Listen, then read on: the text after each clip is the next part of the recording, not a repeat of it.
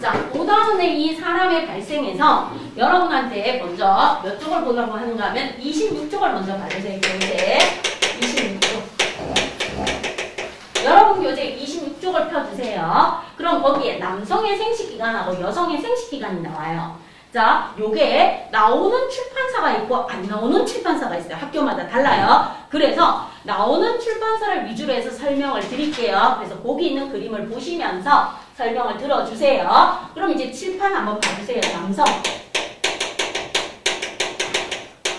남성의 생식기간이에요. 남성의 생식기간은 이렇게 우리가 고환이라고 불러주는 부분이 있어요. 고환이라고 불러주는 부분이 있고 그 다음 이 고환 안에 누가 들어있습니까? 하고 보면 정소가 있고 정소 위에 누가 있어요? 부정소가 있어요. 이렇게 안쪽에 정소가 있고 여기 부정소가 이렇게 있어요. 그럼 이 부정소에서 간이 이렇게 연결되어서 이렇게 나와요. 자, 부정소에서 간이 연결되어서 이렇게 나옵니다. 그럼 이 부정소에서 간이 연결되어서 이렇게 나와요. 그럼 요 두 간이 만나요. 만나서 이렇게 나오는 남성의 외부 생식기로 이렇게 나와줘요. 됐죠? 그 그림. 그러면 여기서 보시면 요게 뭔가 하면 정소야, 정소. 그럼 정소는 꼭 알아두세요. 누가 나오는가 하면 남성 호르몬이 나와요. 남성 호르몬. 호르몬 H라고 쓸게요. 남성 호르몬은 두 종류가 있어요. 테스토스테론이 있고 안드로겐이 있어요. 됐죠? 그런데 우리 중학교 때는 테스토스테론만 배워요. 그럼 이 테스토스테론에 의해서 남성의 2차 성질이 나타나고 그 다음 뭐 만들어요? 바로 정자를 만들어요. 정자를 생성해요. 그래서 정수에서 뭘 한다? 정자를 만드는 장소야. 정자를 만드는 장소가 어디예요? 정수에서 만들어집니다. 그럼 이제 요 정수에서 만들어진 정자는 요래요. 머리하고 몸통밖에 없어. 그럼 요렇게 머리하고 몸통밖에 없는 아이를 만들어서 여기로 뽕뽕뽕 올려줘요. 그럼 여기가 뭔가 하면 파마 있는 것처럼 이렇게 뽀글뽀글 올라와 있는 요 부분이 부정소야. 부정소. 이 부정소에서 정자에 무엇이 생겨요? 성수. 정자에 성수죠. 정자가 꼬리가 이렇게 자라요. 운동 능력을 가지는 꼬리. 그래서 부정수에서 정자가 충분히 성장을 하면 여기 정자가 이동하는 통로에 의해서 수정관이라고 해요. 정자의 이동 통로. 정자가 꼬물꼬물 헤엄쳐서 수정관을 통해서 무엇을 통해? 요도. 요도를 통해 어디로 나옵니까? 몸 밖으로 나오는 거. 몸 밖으로 나오는 거. 이것을 갖다가 뭐라고 합니까? 사정이라고 해요. 사정. 그러면 이제 여러분은 거기에다가 정수에다가 요거 하나 적어놔요. 남성 호르몬 2차 성질. 요거 하나 적어놓고 시험 문제. 정자가 생성되는 곳은 어디다? 정소입니다. 하는 거 알아두시고요. 그 다음 정자의 이동 경로 맨 밑에 나와있죠. 정자의 이동 경로는 정소에서 부정소, 수정관, 요도, 몸박 이렇게 돼요.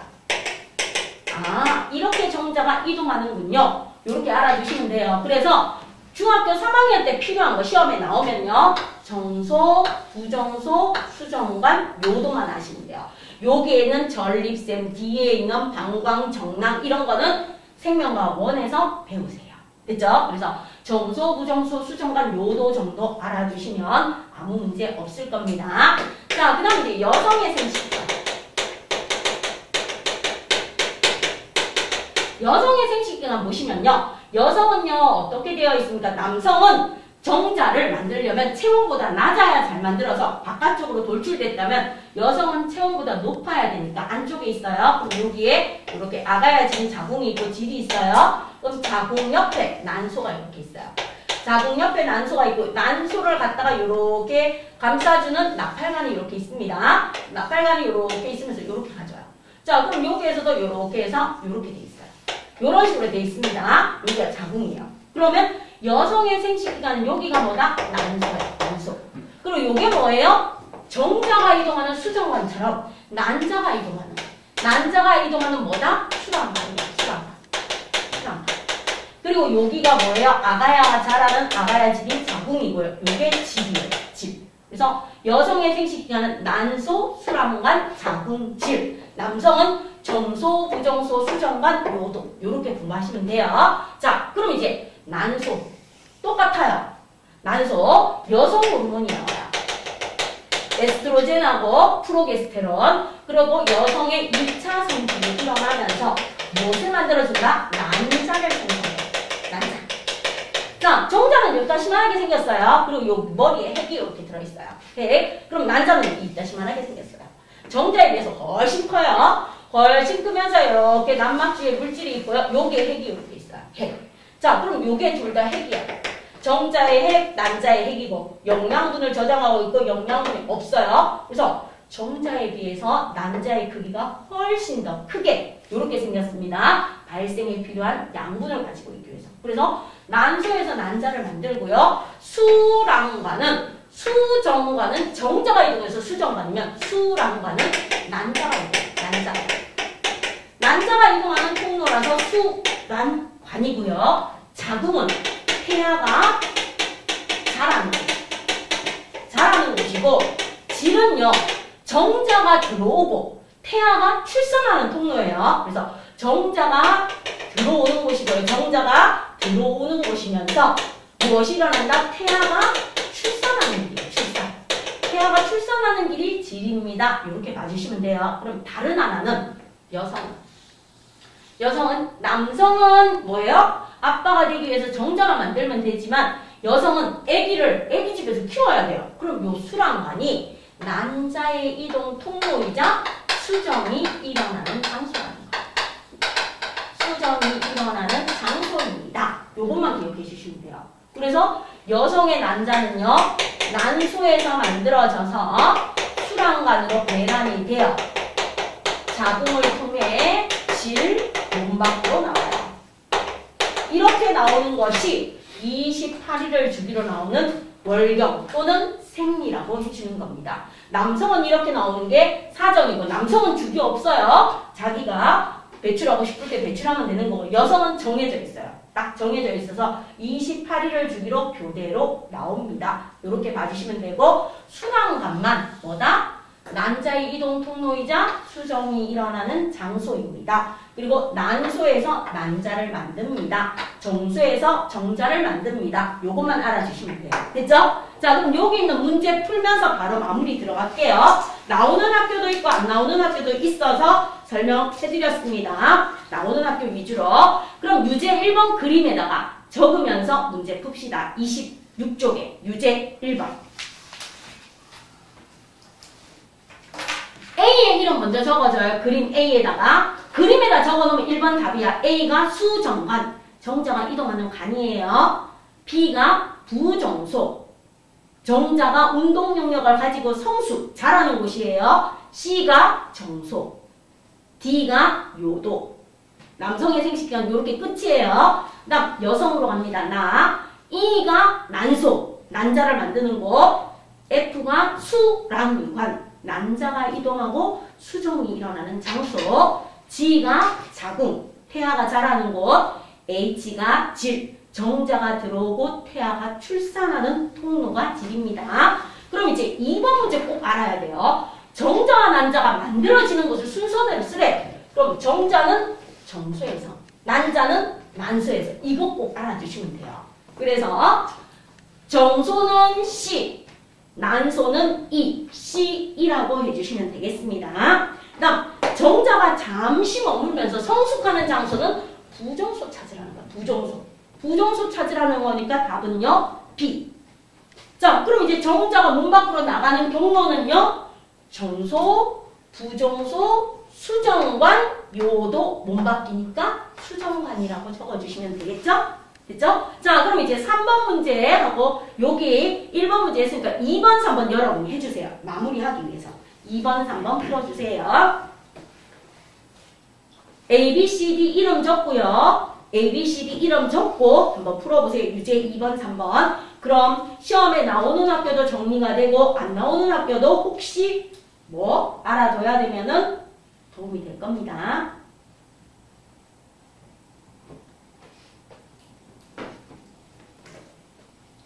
벌써 다 했어? 쫙 빨리 했네. 중학교 1학년 때 가정시간 했죠? 그치?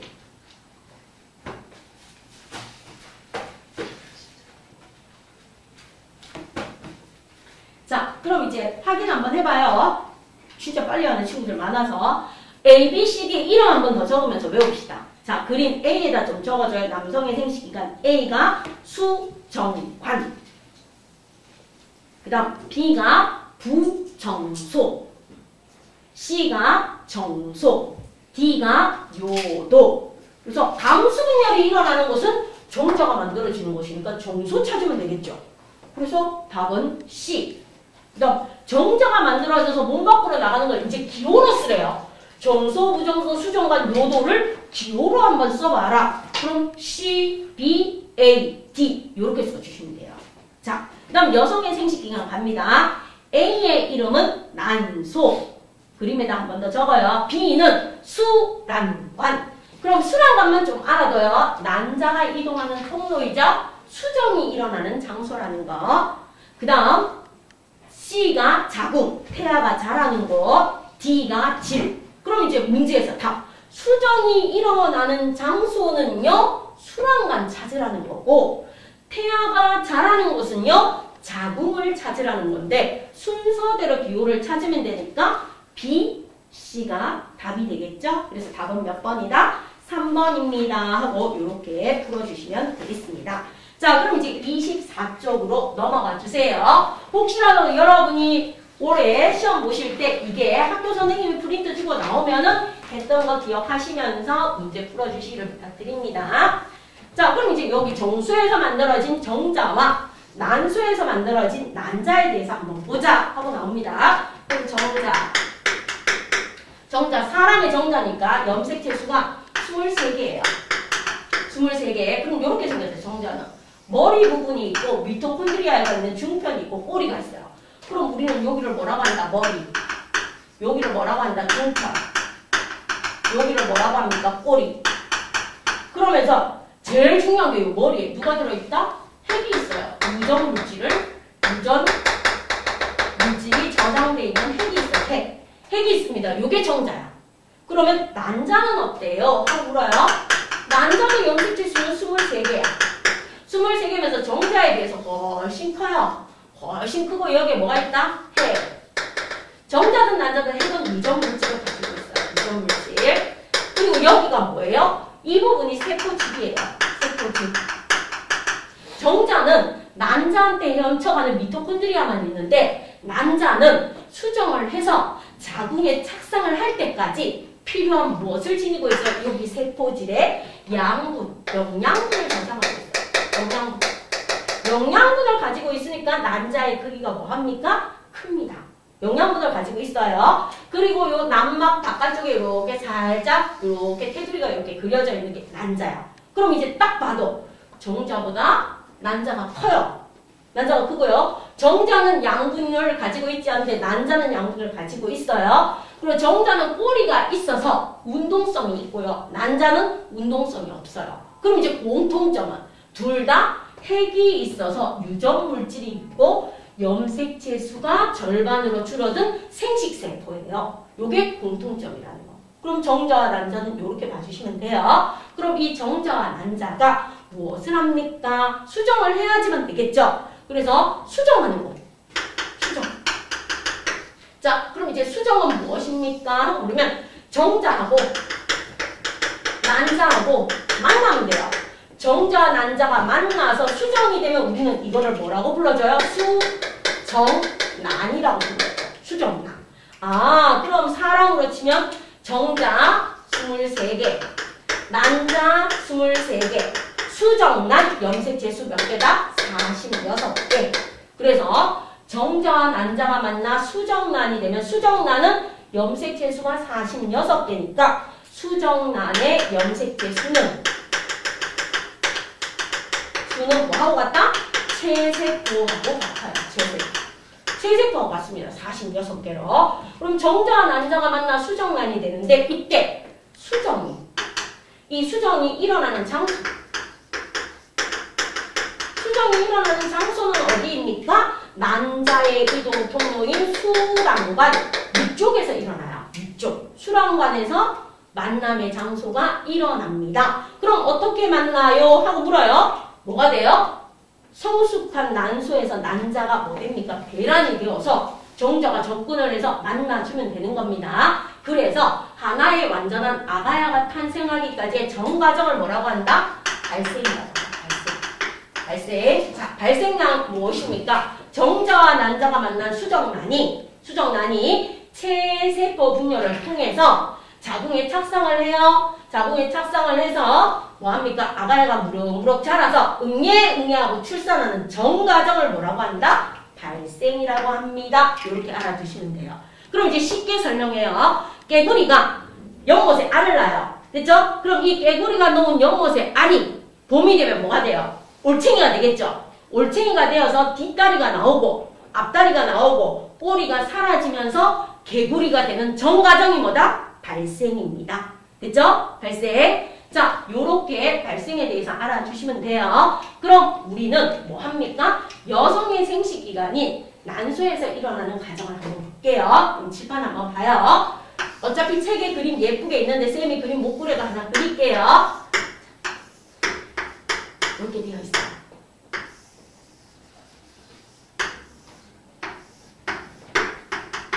자, 요게 난소야, 난소.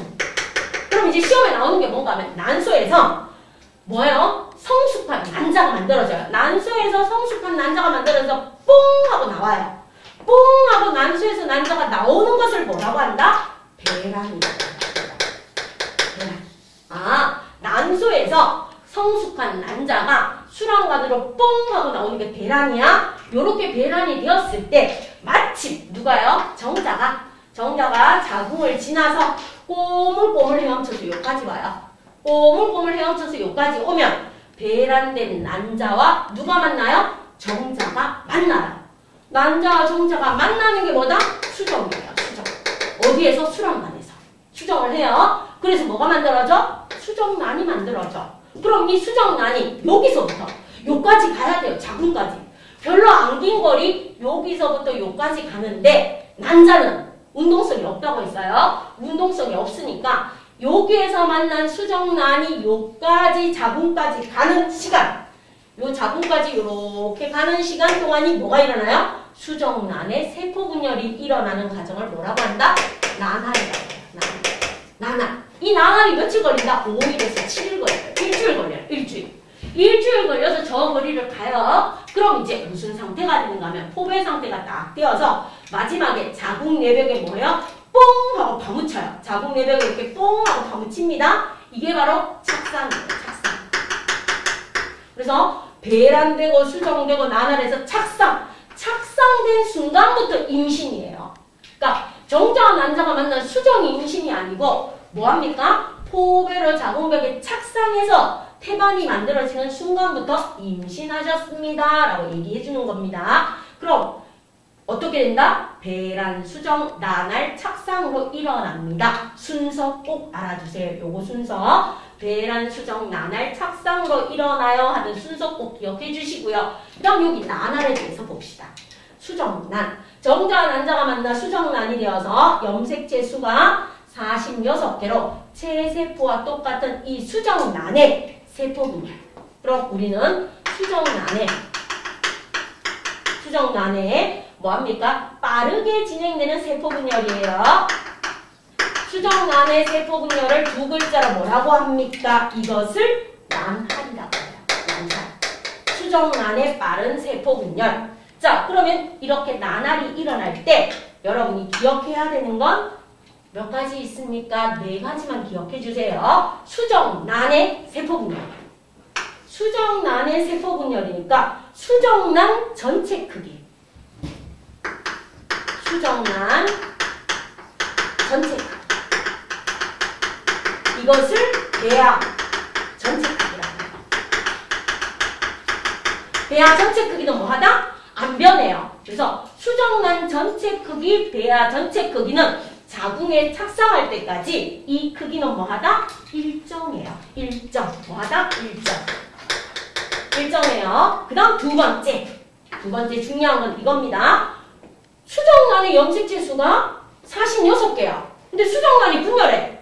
수정란이 분열한다고 염색체 수가 줄어들면 아가야는 뭐가 돼요? 장애를 가지고 태어나요. 알겠죠? 수정란이 세포 분열 난활할 때 염색체수가 하나라도 줄어들거나 하나라도 많아지거나 이렇게 되면 아가야는 뭘 가지고 태어난다?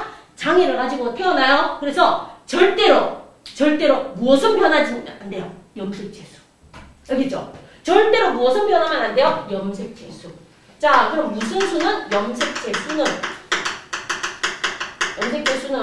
뭐합니까? 체세포 분열에서 일어나는 수하고 똑같아요. 염색체수는 46배로 보여야 된다? 절대로 변하면 안 돼요.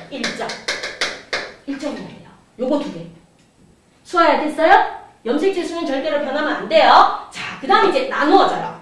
자, 그럼 이제 여러분 봐요. 피자라고 생각해요. 수정란이 피자야. 수정란이 피자인데 한 번 분열했어. 그럼 2조각 되겠죠? 2번 분열했어요. 4조각 되겠죠? 그쵸? 자, 그럼 내가 피자를 계속 쪼개요.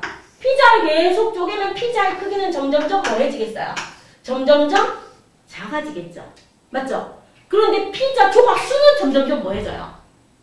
많아지겠지. 그치? 맞지? 자, 그럼 이제 갑니다. 나날이 진행될수록, 즉 수정란의 세포 분열이 나날이 진행될수록 세포의 수는 뭐합니까? 하고 물어요. 나날이 진행될수록.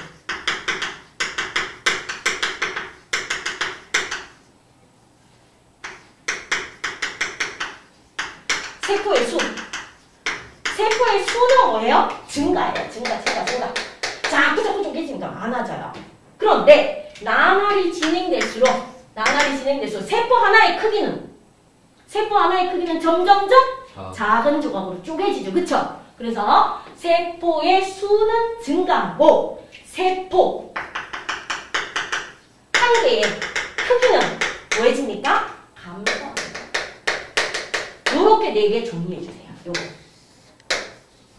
요거 정리해주시는 거 중요합니다. 자, 그럼 이제 수정란의 세포 분열 과정에서 어떻게 일어납니까? 가장 먼저 이제 나중에 복잡한 거 배우고요. 제일 먼저 난자에 정자가 접근을 해야 돼요. 그럼 봐. 난자가 이렇게 있어요. 난자의 핵이 이렇게 있고 난자가 있어. 그럼 이제 저 멀리서 정자가 엄청나게 헤엄쳐와요. 우리는 태어나기 전부터 5억대 1의 경쟁률을 뚫고 태어났어요. 우리는 태어날 때부터 탄생 순간부터 경쟁입니다. 그래서 5억대 1의 경쟁을 뚫고 정자가 연락에 달려와서 빵! 하고 접근을 합니다. 그러면 정자가 빵! 하고 접근하면서 머리만 꼭 받고 들어가요. 그럼 머리만 딱 들어오면서 수정이 딱 돼요. 다른 정자가 못 들어오라고 난자가 막을 만들어요. 그럼 여기에서 뭐 합니까? 정자의 핵과 난자의 핵이 만나서 이렇게 되는 게 뭐다? 수정. 아하. 정자가 접근을 해요. 정자가 침입을 해요. 수정. 아하. 정자의 접근. 그 다음에 무엇이 있습니까? 정자의 침입. 머리만 들어와요. 정자가 침입하고 나면 뭐가 만들어져요? 수정란이 만들어져요. 그럼 요 수정란. 자, 그럼 이제 쌤이 머리로 설명할 테니까 한번 봐요. 이해하세요. 입체야. 자, 이렇게 수박이 있다고 봐요. 이렇게 수박이나 공이 있어요. 그럼 내가 이렇게 나누어. 그러면 한 번 나누어서 몇 조각이 돼? 2조각이 되지. 맞지? 이렇게 한 번 나누어서 2조각이 되고 이렇게 나누어요. 그럼 몇 조각이 돼? 4조각. 그 다음에 이렇게 나누어. 그럼 8조각이 되지. 그래서 나중에는 나누는 순서도 공부해야 되는데 지금은 뭐다? 한 번 나누어지면 2조각, 2번 나누어지면 4조각, 3번 나누어지면 8조각, 그 다음에 16조각, 32조각, 64조각 이런 식으로 계속 수정란이 나누어지는 것. 이것을 뭐라고 한다? 난할이라고 해줍니다. 하고 해주시면 돼요. 되겠어요, 송아야? 자, 그럼 이제 이렇게 나누어집니다. 첫 번째 수정란이 이렇게 있는데 한 번 나누어져요. 이래. 한 번 나누어지면 이렇게 2개의 딸세포가 생겨요. 이렇게 2개가 생겨요. 그 다음에 2회 나누어져요. 2회. 그럼 요렇게 나누어져요. 요렇게 나누어지는 게 2회인데 우리 문제 풀 때는 요렇게 나와요. 알기 쉬우라고. 하나, 둘, 셋, 4개 나와요. 아하. 한 번 나누어지면 세포가 2개 만들어지니까 2세포라고 해요. 2세포. 2번 나누어지면 세포가 4개 만들어지니까 4세포라고 해요. 4세포. 자, 그럼 이제 3번 나누어져. 이렇게 나누어져서 3번 나누어지면 세포가 몇 개 나오는가 하면 하나, 둘, 셋, 넷, 다섯, 여섯, 일곱, 8개 나와. 8개 나와서 뭐라고 한다? 8세포. 8세포야. 아, 한 번 나누어지면 2세포. 2번 나누어지면 4세포. 3번 나누어지면 8세포. 그래서 쭉쭉쭉 나누어져. 그럼 이렇게 나누어집니다. 세로, 세로, 가로, 세로, 가로, 세로, 가로, 세로, 가로, 세로, 가로. 계속 이렇게 나누어져. 이렇게 나누어져서 더 이상 나눌 수 없을 때까지 나누어진 걸 상실기라고. 상실기. 뽕나무, 상자, 열매, 실자, 모양 지자. 그럼 이제 더 이상 나눌 수 없을 때 되면은 뭐가 되는 거야? 안쪽에서 바깥쪽으로 이렇게 밀어내. 안쪽에서 바깥쪽으로 밀어내서 바깥쪽으로 이렇게 다 밀려나. 이렇게 바깥쪽으로 다 밀려나면서 안쪽이 농구공처럼 텅텅 비는 무슨 상태가 된다? 포배. 요까지가 일주일이야. 아하! 정자와 난자가 만나서 한 번, 두 번, 세 번, 네 번, 다섯 번, 여섯 번, 일곱 번, 여덟 번 나누어져서 더 이상 나눌 수 없는 상실기. 그 다음 이제 포배가 되면 자궁 내벽에 파묻혀요. 착상이 돼. 그래서 착상이 될 때 무슨 상태다? 포배 상태. 포배 상태로 자궁 내벽에 파묻히는 게 뭐다? 착상. 그럼 포배 상태로 자궁 내벽에 파묻혀서 착상이 되면 태반이 형성되고 이때부터 뭐라고 해요? 임신하셨습니다. 이렇게 해주는 거예요. 됐죠? 자, 그럼 이제 태반은 무슨 역할을 합니까? 하고 나와줍니다. 태반은 엄마하고 아가야가 직접 영양을 주고받는 게 아니고 연결 통로 역할을 해줘요. 자, 그래서 엄마가 있어요. 모체가 있고 여기에 아가야가 이렇게 있어요. 자궁 안에. 엄마하고 아가야 사이에 영양소를 주고받아야 돼. 주고받을 때 누구를 통해서? 태반을 통해서. 태반을 통해서 일어나요. 그러면 태반을 통해서 엄마는 아가야에게 뭘 주는가 하면 요렇게 가서 태안으로 가요. 산소와 영양소를 줘요. 산소와 영양소를 뭐합니까? 아가야한테 줘요. 그럼 이제 아가야는 고맙다고 엄마한테 그냥 있는 게 아니고 무엇을 통해서? 아가야도 태반을 통해서 엄마한테 줘요. 무엇을요? 이산화탄소와 노폐물. 그럼 직접 주고받는 게 아니고 태반을 통해서 주고받는데 이 태반에 연결되어 있는 줄이 탯줄이야. 그 탯줄의 흔적이 여러분의 배꼽이에요. 알겠죠? 배꼽. 그래서 쌤 저는 배꼽이 없는데 뒤집니다. 배꼽 없는 사람 아무도 없어요. 쌤 저는 배꼽이 없는 게 아니고 안 보일 뿐이야. 살이 많이 찌면 배꼽이 안 보일 뿐이지 배꼽은 누구나 있습니다. 그래서 요렇게. 자, 그럼 이제 가요. 엄마가 아가야한테 양분을 주는데 좋은 것만 주는 게 아니고 엄마가 즉 수정이 되고 착상이 되어 12주가 되기까지 대부분의 기간이 만들어집니다. 이때 임신 초기에 어머님이 모르시고 술을 들면 그대로 아가야한테 가요. 그리고 담배를 피워도 그대로 가요. 카페인을 먹어도 그대로 가요. 마약을 하셔도 그대로 가요. 그리고 뭐합니까? 바이러스나 이런 것들도 태아한테 가요. 그래서 엄마가 태아한테 좋은 것만 주는 게 아니고 나쁜 것도 가기 때문에 조심해야 됩니다. 하고 나옵니다. 그러면 이제 우리는 언제 아가야가 응애 하고 태어납니까? 정자와 난자가 만난 그 순간 수정 후 약 266일 38주가 지나면 응애하고 출산을 해요. 그럼 우리는 언제까지 배아라고 합니까? 언제까지 배아, 줄기세포한테 배아라고 합니까? 수정에서부터 7주까지. 7주까지가 배아야, 배아. 그리고 7주 이후, 8주부터 38주까지가 뭐예요? 태아예요, 태아. 이게 태아예요. 아, 그러면 8주 전까지, 즉 7주까지가 배아인 거고 8주부터 38주까지가 태아라고 불러줍니다. 그리고 266일이 지나면 응애하고 태어납니다. 이렇게 정리해 주시면 됩니다. 됐죠? 자, 나머지 자세한 내용은 생명과학 원투 하실 때 또 배워요. 그럼 25쪽에 있는 문제 한번 봅시다. 크게 어려운 거는 없는데 한번 봐주시면 돼요. 자, 그럼 정자하고 난자 나와 있는 거 한번 봐요. A. 정자의 핵이에요. B. 정자의 꼬리예요. C. 난자에 있는 세포질이에요. 양분을 저장하고 있는 세포질. 그다음 D. 난자의 핵입니다. 핵이 제일 중요해요. 왜? 유전물질이 들어있으니까. 자, 그럼 정자와 난자에서 유전물질이 들어있는 것은 바로 어디다? 핵. 그래서 핵을 찾으면 되니까 답은 A하고 D가 답이 되겠죠. 그 다음 이제 3번 기억. 정자는 스스로 움직여요. 꼬리가 있습니다. 운동성이 있어요. 그리고 난자는 C, 세포질에 많은 양분을 저장하고 있어. 보통 세포보다 커요. 그럼 쌤, 이 양분은 언제 써요? 바로 여기. 수정에서 자궁에 착상할 때까지 요 일주일 동안 쓰는 양분이 저장되어 있어요. 수정에서 자궁에 착상할 때까지 일주일 동안 나날에 필요한 양분이 여기에 들어있다라고 봐주시면 돼요. 알겠죠? 자, 그 다음 이제 갑니다. 2번. 나날에 대한 설명. 나날은 중요하니까 알아두시면 되고요. 나날이 진행될수록 세포의 수는 증가합니다. 5. 그리고 나날이 진행되면 세포 하나의 크기는 감소합니다. 해주시고 X.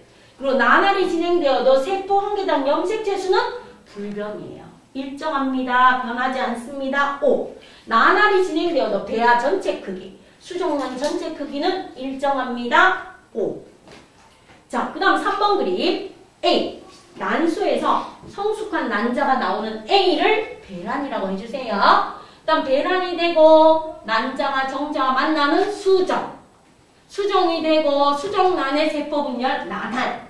그리고 자궁 내벽에 파묻히는 착상. 무슨 상태로? 포배 상태로. 그래서 A는 배란, B는 수정, C는 나날, D는 착상이라고 해주시고요. 그 다음 D. 착상할 때 상태는 포배라고 해주세요. 그 다음 아가야는 엄마한테 누구를 준다? 고맙다고 엄마 고마워요. 이산화탄소하고 노폐물 내보내고요. 엄마는 아가야에게 잘 자라라고 산소와 영양소를 줍니다. 그래서 태아는 모체에게 노폐물과 이산화탄소, 리을. 모체는 태아에게 산소와 영양소, 기억, 디귿 이렇게 해주시고요. 자, 칠판 지울 동안에 27쪽에 5번, 그 다음 28쪽에 7번, 그 다음 29쪽에 13번 요렇게 세 문제 한번 풀어봐요. 5번, 7번, 13번 5번, 7번, 13번 세 개 한번 풀어보세요.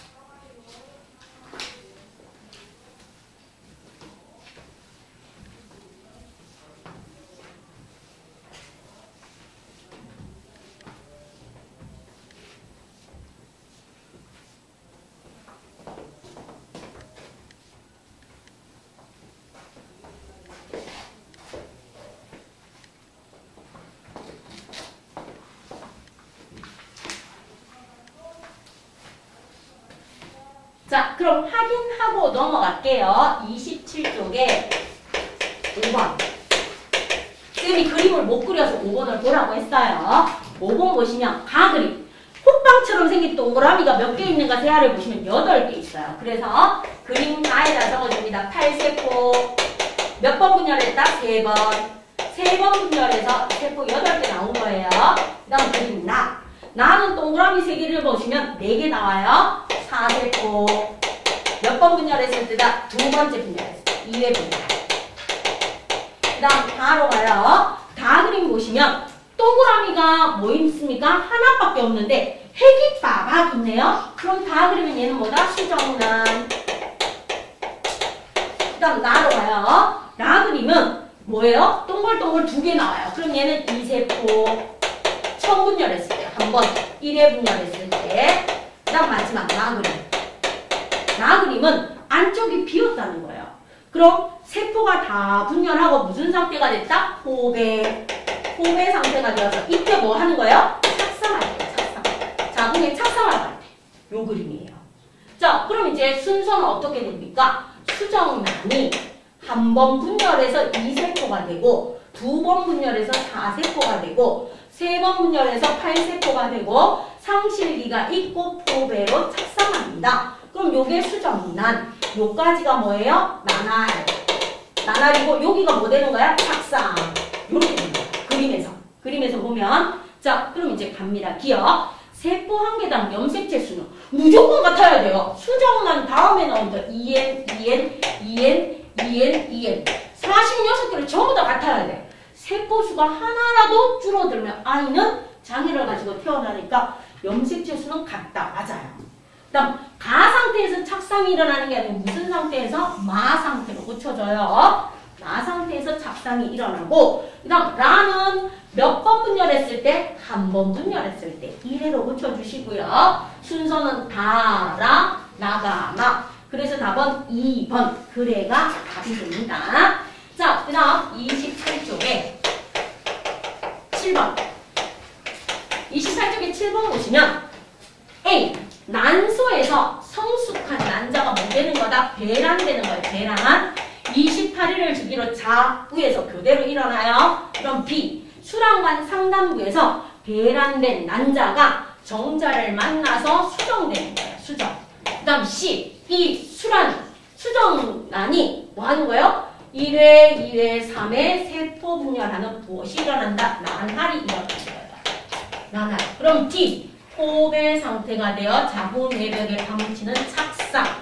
착상이 된 이 순간부터 뭐예요? 착상이 되면 임신이에요. 임신. 수정되었을 때 임신 아니에요. 착상한 순간부터 임신입니다. 그럼 아가야는 언제 출산합니까? 언제 응애응애하고 태어나요? 수정. 만남의 순간. 수정 후 약 266일. 38주. 38주가 지나면 아가야는 응애응애하고 세상에 태어나요. 만남의 순간에서 38주고 임신은 착상. 착상한부터 임신이라고 한다는 것만 구분하시면 돼요. 그래서 답은 3번입니다. 마지막 29쪽에 13번. 자, 이거는 이거야. 나날. 나날이 진행될 때 특징은 이거. 나날이 진행될 때 그럼 이제 13번의 첫 번째 봐. 분열 횟수가 1회, 2회, 3회, 4회로 가자 세포수가 쭉쭉 늘어나요. 그다음 분열 횟수가 1회, 2회, 3회, 4회로 가도 세포 안의 염색체 수는 일정하대요. 그 다음 분열 횟수가 1회, 2회, 3회, 4회로 가니까 세포 하나의 크기는 점점 작아진대요. 그럼 그대로 적어주시면 돼요. 나날이 진행되면 적어줍니다. 첫 번째, 세포의 수는 증가하고 세포 하나의 염색체 수는 변하지 않으며 세포 하나의 크기는 점점 작아진다. 이렇게 해주시면 돼요. 그 다음 아가야는 가장 먼저 중추신경계가 만들어지고 태어나서도 중추신경계가 완성이 됩니다. 그래서 먼저 만들어진 기관이 먼저 완성되는 게 아니고 아가야들은 태어나서도 여기가 덜 닫혀 있어요. 여기 정수리 부분.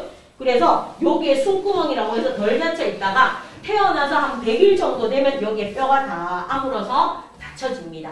그래서 먼저 만들어진 기관이 먼저 완성되는 게 아니고 중추신경계는 태어나서도 계속 뭐해요?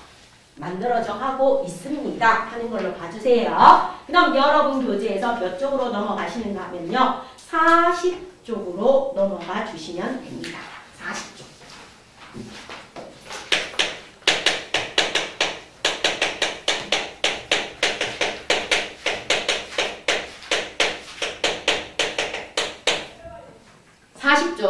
사람의 유전으로 가요. 그럼 이제 저번 시간에 배웠던 거 질문 하나 할게요. 수아야, 저번 시간에 멘델이라는 사람이 완두를 실험 재료로 선택했어. 좋은 점이 뭐였어? 자손의 수가 많고 오! 그 대립성들이 뚜렷하고 뭐라 해야 되지? 단어가 생각이 안 나는데 그 자식이랑 마음대로 교배를 맞아요. 또! 와, 거의 다 기억하고 있네? 자, 그럼 이제 저번 시간에 했던 거 너무 잘해줬어요. 자, 멘델이라는 사람이 완두를 실험 재료로 선택을 했어요. 재료로 선택을 했는 이유가 무엇입니까? 하고 나와요. 그럼 완두를 실험 재료로 선택했는 이유 중에서 첫 번째, 재배가 용이해요.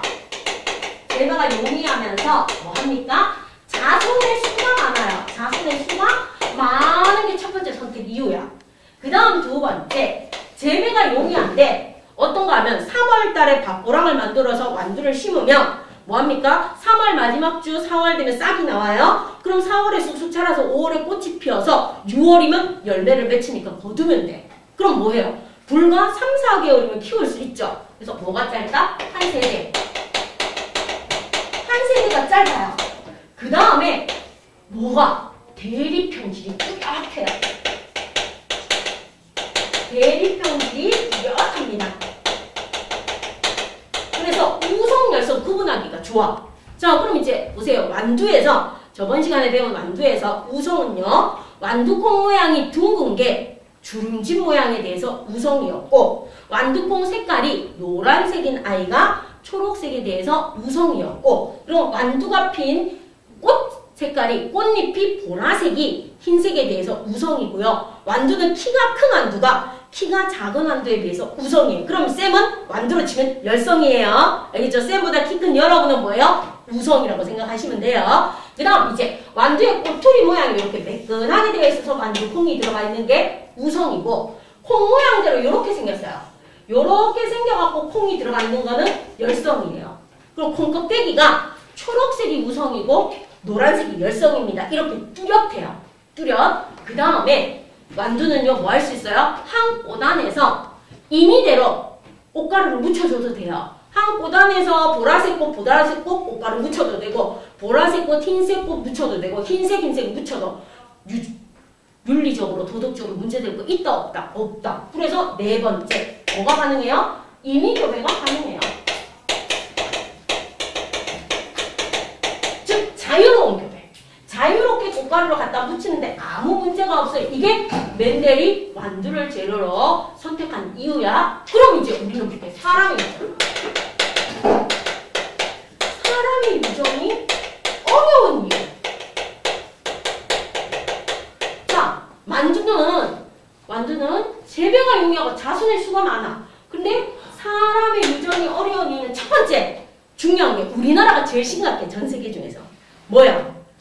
저출산. 우리나라 한 명도 안 돼요. 0.89명인가 이렇게 된대요. 지금처럼 계속 줄어들면 우리나라는 뭐 하겠어요? 나중에 인구 소멸로 사라질 수도 있는 나라가 돼요. 그래서 자손의 수가 뭐하다? 자손의 수가 아주 적어요. 자손의 수가 적다. 그 다음 두 번째. 의학이 발달했어요. 쌤은 아무리 못 살아도 예상하기는 80까지는 살다가 뒤질 수 있겠지 이렇게 생각을 해요. 그럼 이제 여러분은 최소 100살은 생각할 수 있어요. 됐죠? 그럼 이제 여러분 때 되면 친구들이 100살 넘어서 해외여행 가고 한 120대만 아이 새끼 나이 좀 먹었네 이러고 70살 되면 뭐 하겠어요? 젊은 놈이 까분다 이렇게 바뀌겠죠. 그러니까 한 세대가 너무 길어요. 한 세대가 너무 길어요. 100년 이상 돼요.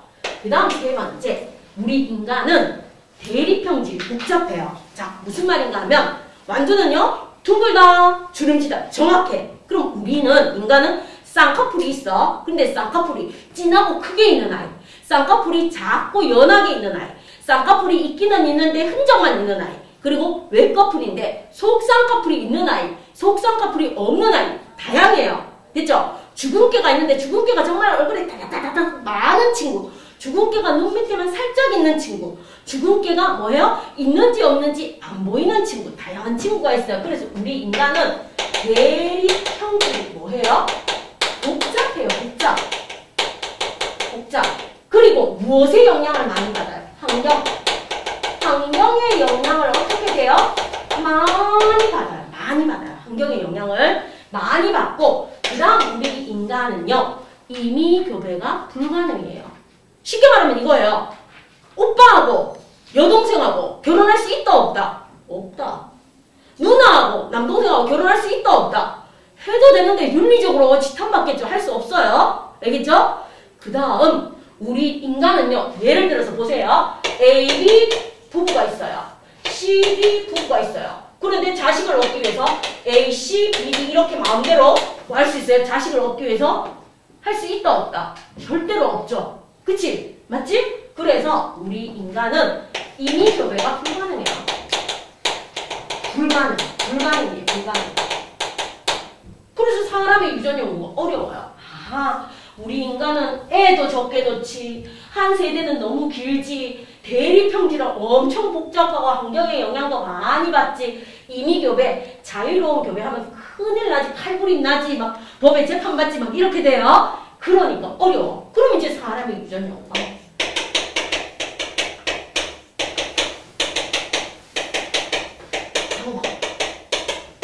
사람의 유전 연구 방법에서 무엇이 나오는가 하면 가장 많이 하는 게 통계조사예요. 통계조사. 그럼 이렇게 나와. 대한민국 중2, 현재 중2 학생들의 평균 신장은 남자는 170 이상, 여자는 160 이상이더라. 이렇게 나오는 게 뭐예요? 대한민국 중2 학생 500만 명을 대상으로 했을 때 평균치가 이렇다 하고 나올 수가 있죠. 그게 바로 무슨 조사다? 통계조사. 그래서 사람의 유전 연구 방법은 통계조사를 합니다. 예를 들어서 전 세계 RH-O형이 희귀한 혈액형인데 RH-O형은 백인하고 흑인하고 황인하고 그 다음에 유럽 대륙하고 아시아 대륙하고 아프리카 대륙 중에서 어디에 많이 분포하는가 통계조사할 수 있어요. 그쵸? 그 다음에 후진국형 병인 말라리아 감염병은 어느 나라에서 많이 발생하는가? 그리고 남모양 적혈구 빈혈증은 어느 나라에서 많이 창궐되고 살아남는가? 이런 거를 조사하는 게 통계조사야. 그 다음 이제 두 번째 조사하는 게 무엇입니까? 하고 물으면 두 번째 조사하는 게 바로 이거예요. 쌍둥이죠. 쌍둥이 연구예요. 쌍둥이를 연구하는데 무슨 쌍둥이가 있어요? 일란성.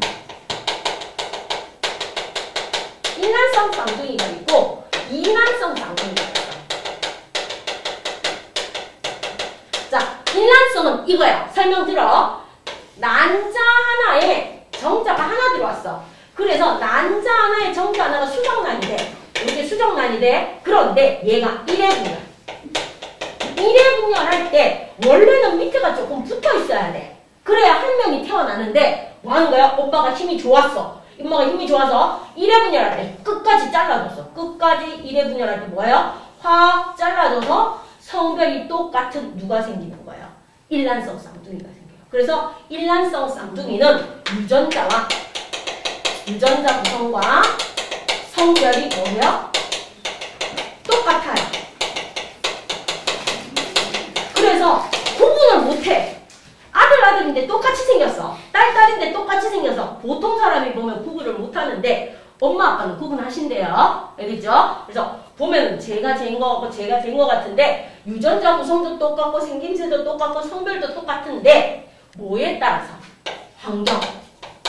환경에 따라서 어떻게 달라지는가 볼 수 있는 거예요. 그럼 우리나라 지금은 그래도 우리나라가 선진국인데 옛날에 북한에서 6.25 전쟁이 일으켰을 때 우리나라 엄청 못 살았대요. 그때 이제 전쟁이 끝나고 애를 놓으면 못 사니까 해외로 입양을 많이 보냈대요. 우리나라는 1등이에요. 해외 입양 수출 1등, 저출산 1등, 음주 사고 1등, 이런 것들 1등 하는 거 많아요, 우리나라. 자, 그럼 이제 이때 해외로 입양을 보내는데 일란성 쌍둥이를 보내요. 그러면 하나는 예를 들어서 저기 브라질로 하나는 이민을 갔어. 입양을 받고 하나는 저기 유럽에 있는 덴마크로 갔어.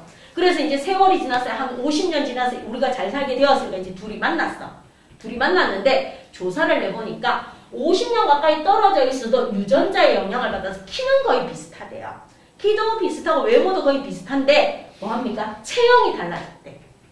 그 지역에서 먹는 영양소라든지 이런 후천적 환경에 따라서 몸매가 날씬하고 이쁠 수도 있고 몸매가 띵띵하고 아줌마처럼 생겼을 수도 있고 이렇게 후천적 영향을 받는 게 일란성 쌍둥이래요. 그죠? 그 다음 이란성 쌍둥이는 뭔가 하면 이거야. 엄마가 생리가 불순해서 오른쪽 왼쪽에서 동시에 난자가 나왔어. 그래서 두 개의 난자에 각각 정자가 들어가서 발생하는 거야. 그래서 얘는 유전자 구성이 다릅니다. 다르다. 그리고 성별은 같을 수도 있어요. 딸인데 언니하고 동생 이 정도의 공통점만 있어요. 그 다음 아들인데 형하고 동생 그 다음 딸 아들 이렇게 나타날 수도 있어요. 그래서 성별은 같을 수도 다를 수도 있다. 그럼 얘는 뭐에 대해서 본다? 유전자와 환경의 영향을 보는 게 이란성 쌍둥이 돼요. 이 연구가 가장 많이 이루어졌을 때가 언제겠어? 전쟁 때. 특히 나치, 독일이 유대인들의 쌍둥이들을 모아가지고 이런 잔인한 연구를 많이 했고요. 그 다음 우리나라 일제시대 마루타 이래서 우리나라를 일제가 지배할 때 중국이나 이런 데서 이런 연구 엄청 많이 했대요. 그죠? 요런 것들이 있습니다. 그 다음 세 번째 가계도 조사. 이제 이 가계도 조사가 우리가 볼 거야. 예를 들어서 내 친구를 봤더니 쟤는 신호등에 서서 빨간색하고 초록색 구분 못해. 사람들이 지나가면 같이 지나가고 지 혼자 서 있으면 안 가고 있어. 저 녀석은 뭐다? 빨간색과 초록색이 구분이 안 되는 정록생명이에요. 됐죠? 그러면 저 녀석이 정록생명이 있을 때 쟤네 엄마, 아빠, 할아버지, 할머니, 그 다음 외가 쪽 친척, 이모라든지 삼촌, 친가 쪽 친척들이 어떤가 보는 게 가계도 조사야. 가계도 조사. 그 다음 이제 요즘 빼박이야, 빼박. 빼박. 뭐예요? 염색체와 DNA 조사. DNA 뭐 하면 돼요? 분석. 그럼 막장 드라마에 제일 많이 나오는 거 TV 보면 나오죠. 뭐 하는 거야? 머리카락이나 칫솔을 갖고 갔더니 생물학적으로 99.99% 일치. 그리고 생물학적으로 땡점 땡땡땡땡땡땡 1% 일치. 뭐 이런 식으로 나오는 거예요. 근데 우리는 조금씩은 일치해요. 일치합니다. 일치하는 확률이 나와요. 나오는 거에서 요렇게 하는 거. 이런 게 있습니다 하고 봐주시면 돼요. 그럼 우리는 오늘 뭐에 대해서 배우는가? 여기에서 배우는 건 이거에 의해서 일어나는 거. 가계도 조사. 가계도 조사에 의해서 일어나는 거를 여러분하고 배울 거예요. 그럼 이제 한번 물어볼게요. 염색체의 종류에는 3개가 있었어.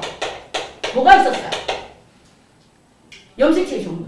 부모로부터 물려받아 모양과 크기가 같은 한 쌍의 염색체를 뭐라고 해? 그렇죠. 상동염색체. 자, 상동염색체가 있어요. 그럼 상동염색체는 우리 인간의 EN = 46개. 23쌍이야. 그럼 이 상동염색체 안에 염색체는 키 순서야. 1번이 제일 커. 22번이 제일 작아. 23번이 성염색체예요. 그러면 1번에서 22번까지 남자나 여자나 똑같이 가지고 있는 염색체를 뭐라고 해요? 똑같이 가지고 있는 염색체. 서로 뭐를 쓰면 되겠어요? 서로 같이 가지고 있으니까 서로 상자를 쓰면 돼요. 그래서 무슨 염색체가 있다? 상염색체. 상염색체. EN = 몇 개? 44개. 22쌍. 1번에서 22번까지. 그 다음 남자와 여자를 구분해주는 염색체가 뭐가 있다? 성염색체. 성염색체는 달랑 2개밖에 없어요. 2개. 요 한 쌍. 요 한 쌍에 의해서 구분되는 성염색체는 뭐가 있어? 남자는? 남자의 성염색체는 뭐예요? 남자는 성염색체가 그렇지. 남자는 XY예요. 남자는 XY. 그럼 여자는 뭐예요? XX죠. 그쵸? 자, 그럼 이제 여기서 보세요. 남자의 X 염색체는 항상 엄마가 줘요. 항상 누가 준다? 남자에게서 받아요. 엄마에게서 받아요. 그럼 남자의 Y 염색체는 항상 누가 줘요? Y 염색체인 정자는 아빠가 줘요. 아빠. 알겠죠? 그래서 남자애들은 정확하게 반이에요. 엄마가 주고 아빠가 주고. 그럼 이제 여자애들이 정확하게 반이요. 여기 앞에 있는 X를 누가 줬다? 남자가 줬으면 뒤에 있는 X를 누가 줬다? 정자가 줬다라고 보는 거예요. 그래서 성의 결정권은 아빠가 가지고 있어요. 그럼 사람의 유전은 이렇게 봐요. 상염색체에 의한 유전과 성염색체에 의한 유전으로 볼 거예요. 사람의 유전은 딱 2개만 봐. 뭐에 의한 유전? 상염색체. 그 다음 뭐에 의한 유전? 성염색체. 됐죠? 자, 그럼 사람의 유전은 뭐에 의한 유전? 상염색체.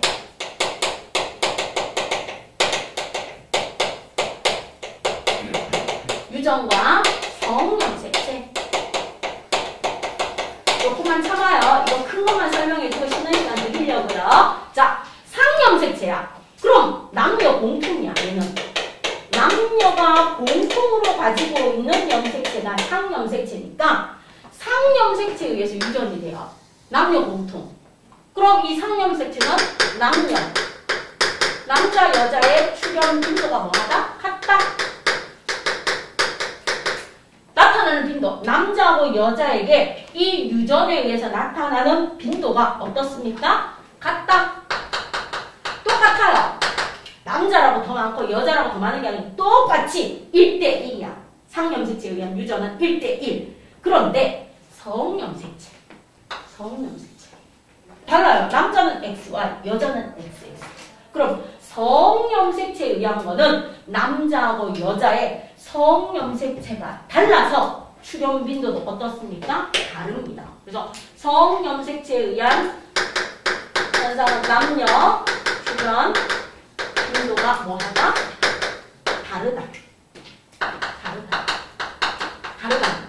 요것만 기억해 주시면 돼요. 아하, 상염색체는 남녀 공통이니까 나타나는 유전도 똑같아. 1대1로. 그런데 성염색체는 남자 거하고 여자 거게 다르니까 성염색체에 의한 유전은 뭐하다? 다르다 하는 걸로 기억해 주시면 돼요. 됐죠? 자, 그럼 10분간 쉬는 시간 드리고요. 다음 거 설명 들어갈게요.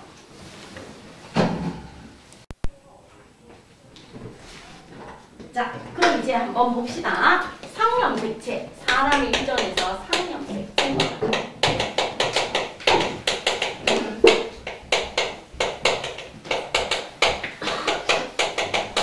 자, 서로 남녀 공통으로 가지고 있는 염색체예요. 상염색체는 무엇이다? 남녀 공통으로 가지고 있는 상염색체에 의한 유전은 어떻습니까? 하고 물으면 첫 번째, 남자와 여자가 공통으로 가지고 있으니까 남자하고 여자에게 나타나는 남녀의 출현 빈도가 어떻다? 나타나는 빈도가 똑같습니다. 나타나는 빈도가 어떻다? 똑같다. 같다. 1대1로 나타납니다. 라고 했고요. 그 다음 두 번째, 상염색체에 의한 유전은 그래도 멘델의 우열의 원리를 따라요. 뭐합니까? 대립형질이 복잡한데도 상염색체에 의한 아이는 무엇이 나옵니까? 대체로 대립형질이 우성과 열성 대립형질이 뭐예요? 뚜렷합니다. 대체로 뚜렷합니다. 그래서 뭐다? 우성, 열성이 나와요. 대립형질이 대체로 뚜렷해 우성과 열성으로 뭐 할 수 있다? 구분할 수 있어요. 우성과 열성으로 구분할 수 있는 게 상염색체에 의한 유전입니다. 하고 나와줍니다. 그 다음에 부모에게 어떤 형질이 자손에게 나타나요? 이게 바로 뭐다? 열성이에요. 열성. 자, 멘델은 이거였어요. 순종의 대립 부모를 교배시켰을 때 우성만 나타나는 게 1대에서 나타나는 게 우성이라고 했다면 사람의 유전에서는 무엇입니까? 그러면 부모에게 어떤 형질이 자손에게 나타납니다. 나타나는 형질을 갖다가 우리는 이것을 뭐라고 한다? 부모에게 어떤 형질이 자손에게 나타나는 형질. 이것을 갖다가 우리는 뭐라고 합니까? 열성이라고 해줍니다. 열성이라고 해주는 거예요. 상염색체에 의한 유전. 자, 그럼 이제 상염색체에서 우성과 열성이 대체로 뚜렷하다고 했으니까 여러분 전부 다 엄지손가락 이렇게 펴보세요. 엄지손가락. 자, 쌤처럼 이렇게 안 굽혀지는 사람 열성이에요. 쌤처럼 이렇게 안 굽혀지는 사람, 뒤로 안 젖혀지는 사람 열성입니다. 준성이 열성이네요. 우성입니다. 보빈이 우성이고요. 수영이도. 준성이 이렇게 해봐요. 뒤로 휘어지죠? 그럼 우성이고요. 준성아, 쌤하고 거의 비슷한데? 휘어져? 휘어지네. 우성이에요. 그 다음 지우는 휘어져? 우성이네. 그 다음 시원이 휘어지고. 이렇게 수화처럼 저렇게 확실하게 휘어지면 확실한 우성이야. 근데 쌤처럼 아예 안 휘어지는 사람. 이렇게. 여기가 일자로 있는 사람이 열성이에요. 그런데 사람의 유전에서 우성이라고 좋고 열성이라고 나쁜 거 없어요. 그 다음 이제 두 번째. 여러분 눈에 쌍꺼풀이 있어요. 자, 내가 거울 봤을 때 내 눈에 쌍꺼풀이 있어요. 우성이야. 내 눈에 쌍꺼풀이 없어요. 열성이야. 그럼 쌤 속쌍은 뭐예요? 속쌍꺼풀은 대립형질이 복잡해요. 그냥 대체로 바깥으로 이렇게 봤을 때 아, 너 쌍꺼풀 있네. 우성. 너 쌍꺼풀 없네. 열성. 이렇게 보시면 돼요. 그 다음 이제 여러분이 웃을 때 보조개가 쏙 들어가는 친구들 있어요. 보조개가 들어가는 친구들 우성이에요. 쌤, 저는 보조개 안 들어가요. 열성이에요. 그 다음 여러분 머리카락이 곱슬이에요. 곱슬이거나 반곱슬이거나 있죠? 우성이에요. 쌤, 저는 머리카락이 직모예요. 열성이에요. 근데 직모가 더 이뻐요. 알겠죠? 자, 그 다음 이제 이마선. 오늘 집에 가서 이마 이렇게 막박 한번 까봐요. 막박을 깠을 때 이마선이 요렇게 V자 모양으로 내려오면서 머리카락이 요렇게 나 있으면 우성이에요. 우성. 그런데 이마선이 이렇게 깠을 때 요렇게 일자로 가면서 머리카락이 나 있어요. 열성이야. 그런데 요게 훨씬 이뻐요. 알겠죠? 훨씬 이뻐요. 요거보다 V자 모양보다 요게 훨씬 이쁘고요. 자, 그럼 여러분 깃볼 봐요. 쌤처럼 여기 요렇게 깃볼이 있는 친구들 우성이에요. 우성. 그러면 수아는 거의 열성이네요. 수아는 수아 깃볼은 열성이고요. 보빈이 우성이고요. 수영이 우성이고요. 그 다음 준성이 우성이고 준영이도 우성이고 우성. 그 다음 지유야 이렇게 한번 해봐. 이렇게 귀 한번 넘겨봐요. 지우도 우성이네요. 됐죠? 열성은 거의 여기에서 깃볼이 이렇게 일자로 내려가는 거예요. 그리고 우성은 이렇게 살짝 내려오는 거. 이렇게 내려오는 겁니다. 자, 그 다음에 여러분 손가락 이렇게 펴봐요. 손가락 5개죠. 5개, 10개죠. 발가락도 5개, 10개죠. 열성이에요. 손가락이 6개, 발가락이 6개. 많을수록 우성이래요. 5점. 됐죠? 그럼 우리는 손가락 발가락이 많으면 뭐예요? 왠지 창의같이 보이는데 우성이에요. 알겠습니까? 그래서 우성이라고 결코 좋은 게 아니에요. 됐죠? 자, 요렇게 대체로 상염색체에 의한 것은 우성과 열성이 대체로 뚜렷하게 나타납니다 하는 게 나오는 거예요. 됐죠? 그렇다고 우성이라고 무조건 좋은 게 아니고 열성이라고 나쁜 건 아니에요. 알겠습니까? 그 다음 여러분 얼굴에 주근깨가 빠바바바박 엄청 많아요. 우성이에요. 내 얼굴은 주근깨 하나도 없이 매끈하게 깨끗해요. 열성이에요. 알겠죠? 확실히 열성이 아름답죠? 좀 우성과 열성이라고 해서 좋고 나쁨이 아니고 이렇게 나옵니다. 자, 그럼 이제 상염색체에 의한 유전을 볼게요. 유전에서 깃볼이 이렇게 있어요. 깃볼. 그럼 이제 이거를 뭐로 한다? 가계도 조사로 가요. 가계도 조사. 그럼 설명할 테니까 보세요. 자, 여기에 아버지가 있고 여기에 어머니가 있어요. 그럼 이제 전 세계 가계도의 약속이에요. 남자는 네모, 여자는 동그라미. 이렇게 돼 있으면 부부예요. 부부예요. 자, 그 다음 이렇게 가요. 요렇게 가서 여기가 첫째야. 첫째가 딸이야. 둘째가 뭔가 하면 일란성 쌍둥이는 요렇게 나타내. 보세요. 일란성은 하나의 가지에서 똑같은 성이 나왔어요. 그래서 아들. 요게 일란성이야. 일란성. 그럼 이란성은 어떻게 나타내요? 이렇게 나타내요. 여기에서 넷째가 태어나는데 이렇게 갈라져요. 이렇게 갈라지면서 딸, 아들. 이게 이란성이야. 그러니까 우리 가계도로 일란성도 나타내고 이란성도 나타내고 아들, 딸도 다 나타낼 수 있다. 됐죠? 있다. 그럼 가계도 조사에서 이런 건 안 나와요. 이런 그림은 안 나오고 이제 일반적으로 이렇게 나옵니다. 일반적으로 나오는 게 이제 이 집안이 결혼해서 부모님이 자식을 3명을 두셨는데 첫 번째 딸, 두 번째 아드님, 세 번째 따님을 뒀어. 자, 그 다음에 옆집을 가요.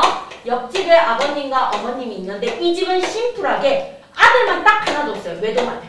외동아들 딱 하나 뒀어요. 그래서 두 분이 만나서 결혼을 했어요. 두 분이 만나서 결혼을 해서 뭐 합니까? 이 남자분이 나는 외동이라서 너무 외로웠어 이러고 자녀를 낳았는데 원하다 예쁜 공주님 2명을 딱 낳았어요. 됐죠? 자, 그럼 이제 이렇게 가요. 요게 가계도야. 그럼 보통 여기를 1세대라고 해요. 1세대. 여기를 2세대. 여기를 3세대. 요렇게 해요. 자, 그럼 이제 우성과 열성을 보는데 아무것도 없이 요렇게 하는 게 무엇인가 하면 분리형이에요. 분리형 깃볼이에요. 분리형 깃볼. 깃볼이 요렇게 분리되어 있는 거고 요렇게 빗금을 쳐서 나타내는 게 부착형 깃볼이에요. 부착형 깃볼. 자, 분리형 깃볼과 부착형 깃볼이 있는데 어떻게 나왔습니까? 하고 물어요. 여기에서 봤더니 1세대에서는 다들 분리형이셔. 분리형인데 2세대에 봤을 때 이 어머님이 부착형으로 태어났어.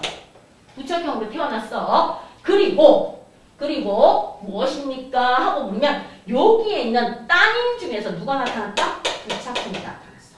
부착형.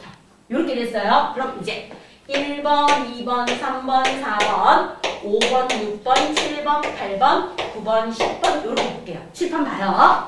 칠판 봅니다. 이제 첫 번째 설명 들어가요. 요거예요. 7번은 부모에게 어떤 형질이 나타났어요. 자, 분리형 부모에게 부착형 따님이 태어났어. 분리형 부모에게 부착형 따님이 태어났습니다. 부모에게 어떤 형질이 자손에게 나타났어요. 그럼 이 따님은 뭐다? 열성이에요. 아하, 그럼 부착형이 뭐다? 열성입니다. 그럼 분리형이 뭐다? 우성입니다. 그럼 우리는 약속에서 맨데리 우성은 뭐로 쓴다? 대문자. 열성은 뭐로 쓴다? 소문자. 그래서 나는 열성이니까 소문자 A로 쓰고 우성이니까 대문자 A로 쓰고 싶어요. 그럼 이제 여기서 가요. 열성인 따님은 소문자 A야. 그럼 얘는 상염색체니까 상.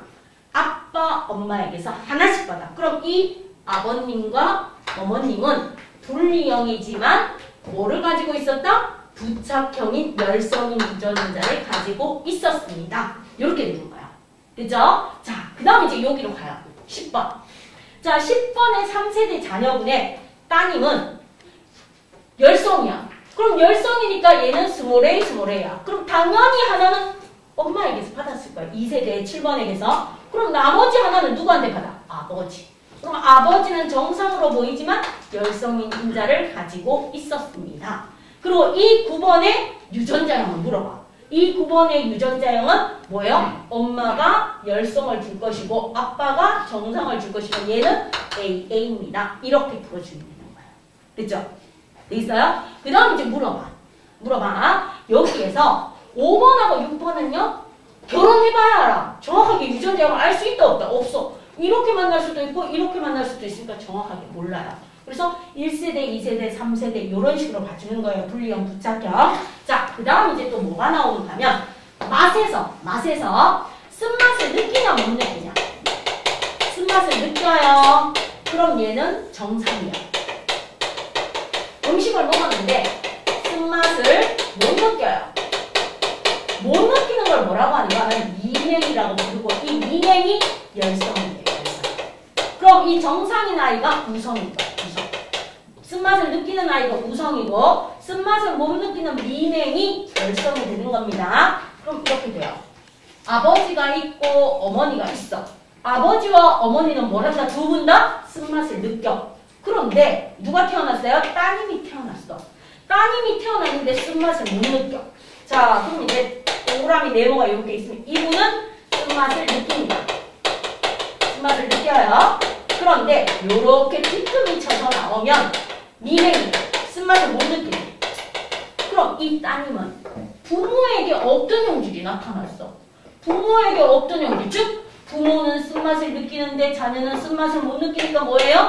미냉이에요. 그럼 이제 아시니까 테스트. 우성은 대문자, 열성은 소문자. 그럼 얘가 스몰 pp야. 부모의 유전자형은 어떻게 됩니까? 하고 물으면 부모는 자녀에게 하나씩 주면서 열성인 인자를 가지고 있는 우성입니다. 이렇게 풀어주시면 돼요. 이 가계도 조성과요. 됐죠? 그럼 풀어내실 수 있겠어요? 되겠어요? 자, 그럼 이제 상염색체에 의한 유전에서 네 번째 나오는 게 누구입니까? 하고 물어요. 네 번째 나오는 게 혈액형이에요. 혈액형. 자, 여러분 혈액형이 수아는 뭐예요? 혈액형이 A형이요. A형? 그리고 시원이는? A형. AB형이야?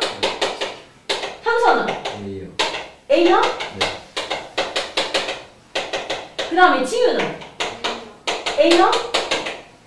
그 다음 준성이는? A형? 오, A형 맞네? 준영이는? O형. 오, O형이야?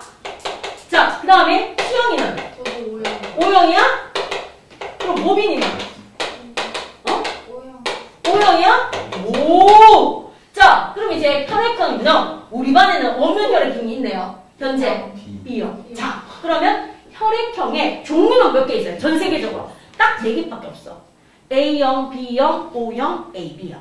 됐죠? 이렇게 4종류밖에 없어요. 자, 그럼 이제 상염색체에 의한 유전에서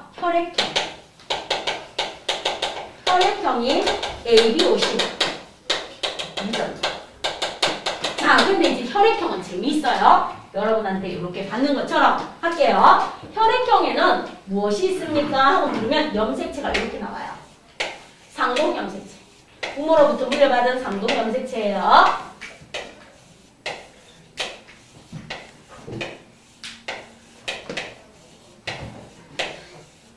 자, 요렇게 있다고 하면 얘가 부모예요. 부모예요.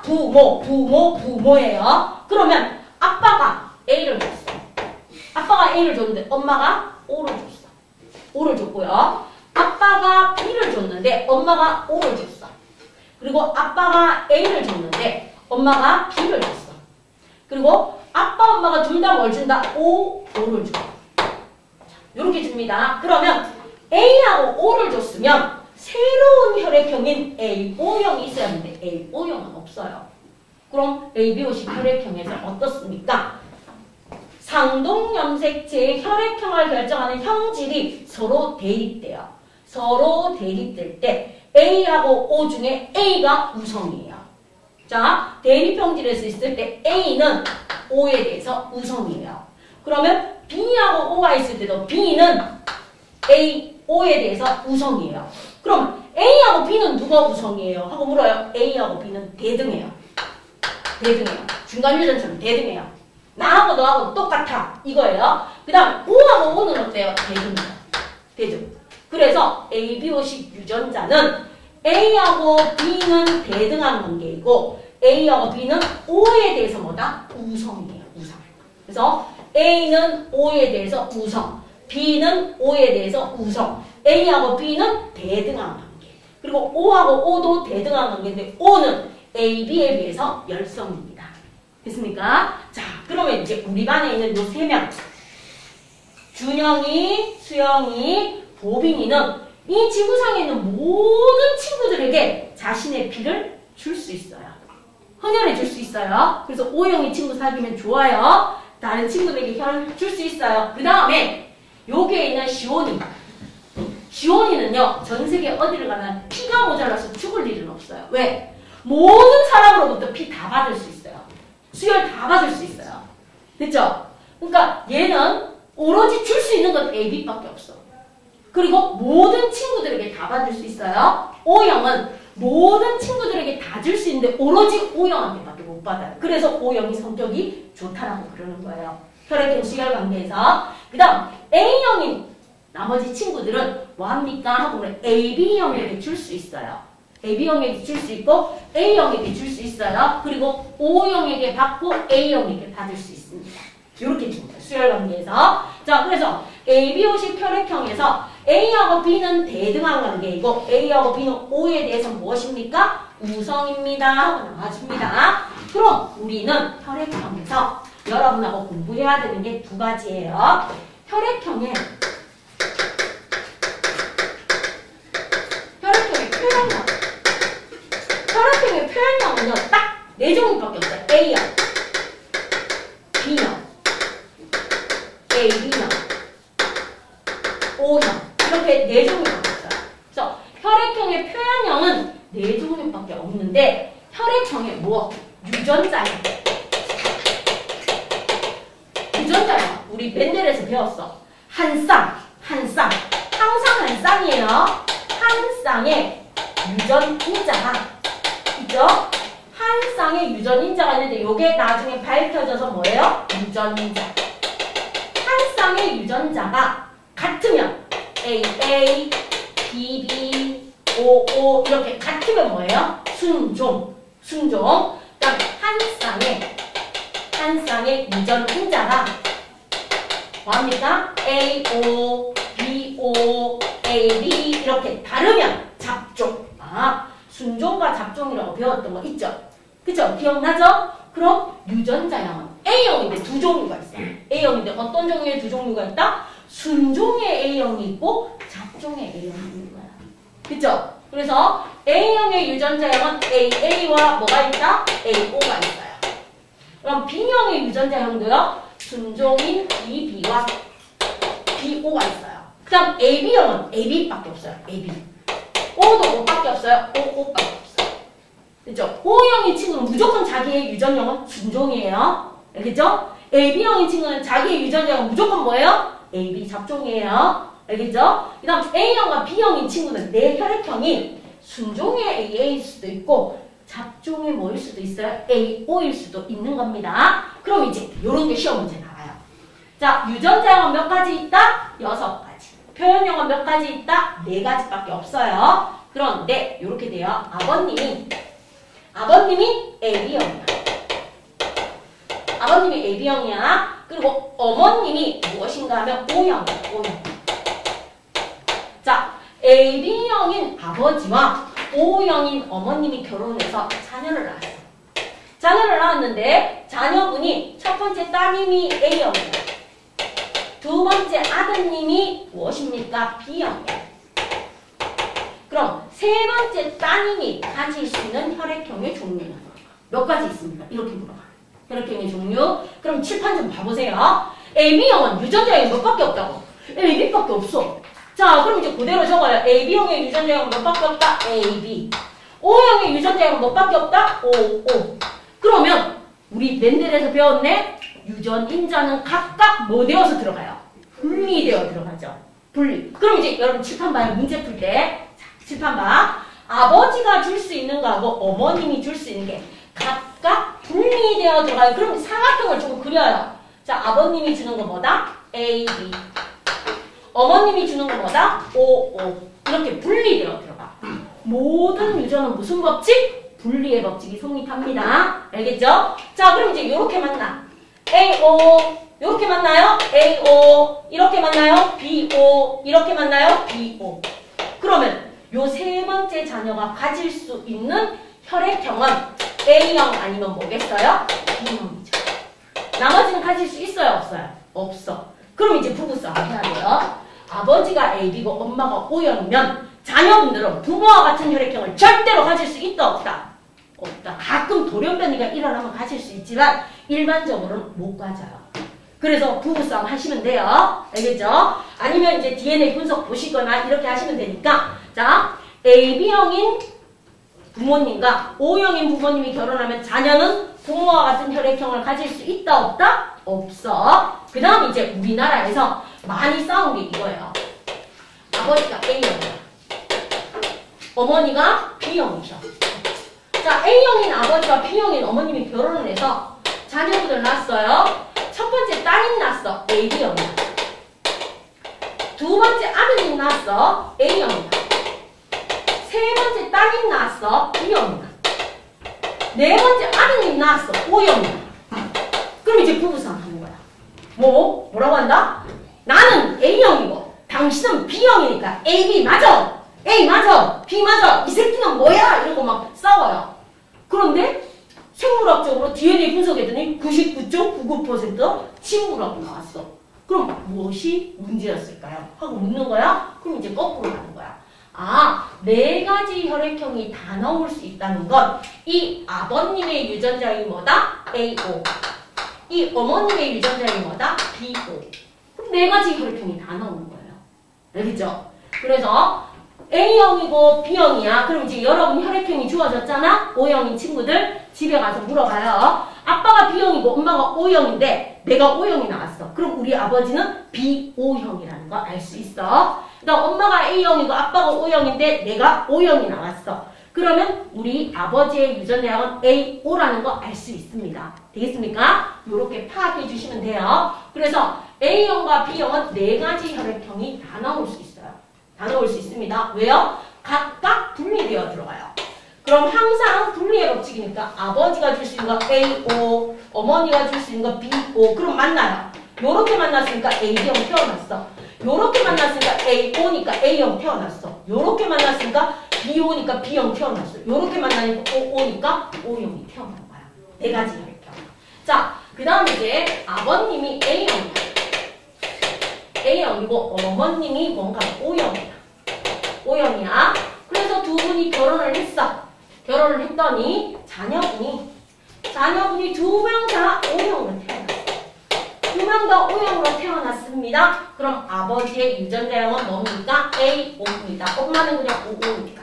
그래서 두 명 다 O형이 태어날 수도 있는 거예요. 그죠? 자, 그 다음에 아버지가 B형이야. 아버지가 B형이고 어머님이 무엇입니까? AB형이야.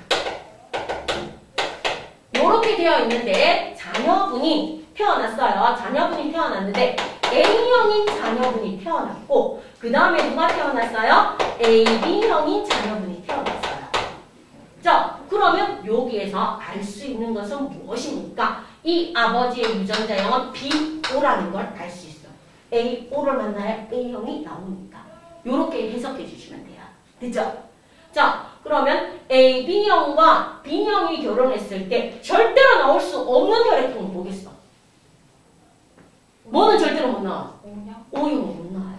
알겠죠? O형 이 집안에도 못 나와요. 이 집안에는 O형 나오면 뭐해요? 싸워야 돼요. 이 집안에는 O형 나왔는데 싸우면 안 돼요. 알겠죠? 요렇게 해서 혈액형의 관계를 알아주시면 되는 거예요. 이게 상염색체에 의한 유전입니다.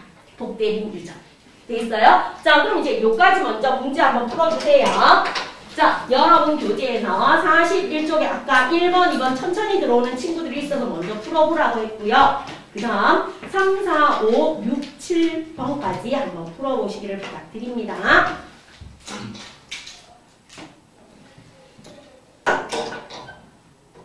그래서 오늘 집에 가서 혈액형 집안 가게도 한번 그려가지고 조사해봐요. 그래서 할아버지, 할머니도 한번 물어보고 이렇게 한번 해보시면 될 거예요. 왜, 준서? 갔다 와, 준서.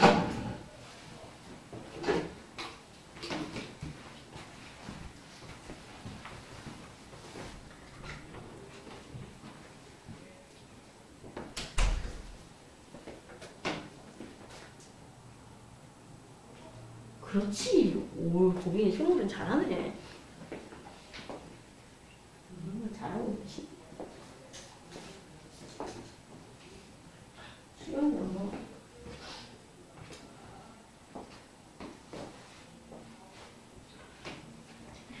지우야, 저기 봐봐. 우리 이거 대립형질 복잡하게 했잖아. 네. 교배 시험 할 수 없다. 맞잖아. 환경의 영향 많이 받지. X. 자손의 수가 적은 거 같잖아. 그치? 일란성. 하나의 수정면에서 둘로 나눠지고, 맞죠? 또 유전자 구성이 들어갔고, 성별도 항상 같은 게 일란성이지. 똑같이 생긴 거. 똑같이 생긴 게 일란성. 그럼 맞죠? 그러니까 성질의 차이는 유전 환경의 영향을 적고 이란성. 그래서 이 이연이 이렇게 있는데, 그다음 상염색체니까 분리해 붙이면 무조건 따라야 되겠지. 그다음 명확하게 구분되지 않는다. 대체로 뚜렷하게 구분되지. 그래서 X. 그다음 뒷골 모양은 표말고 뒷골 모양은 여기 상염색체에 들어가는 거 맞겠지? 남녀에 따라 품질에 나타나는 빈도가 차이가 있는 것은 아니지. 지금은 차이가 있다 없다. 그렇게 되겠어? 이렇게 얘기해라. 항상 열성이 스몰 TT라고 씁니다. 스몰 TT. 열성이니까 우성이 T니까 열성 스몰 TT라고 하죠. 그럼 여기 아빠가 스몰은 항상을 써야 작은 T. 그럼 아빠의 하나, 엄마의 하나, 아빠, 엄마의 하나 이렇게. 이런 식으로. 알겠지? 자, 그러면 한번 봅시다.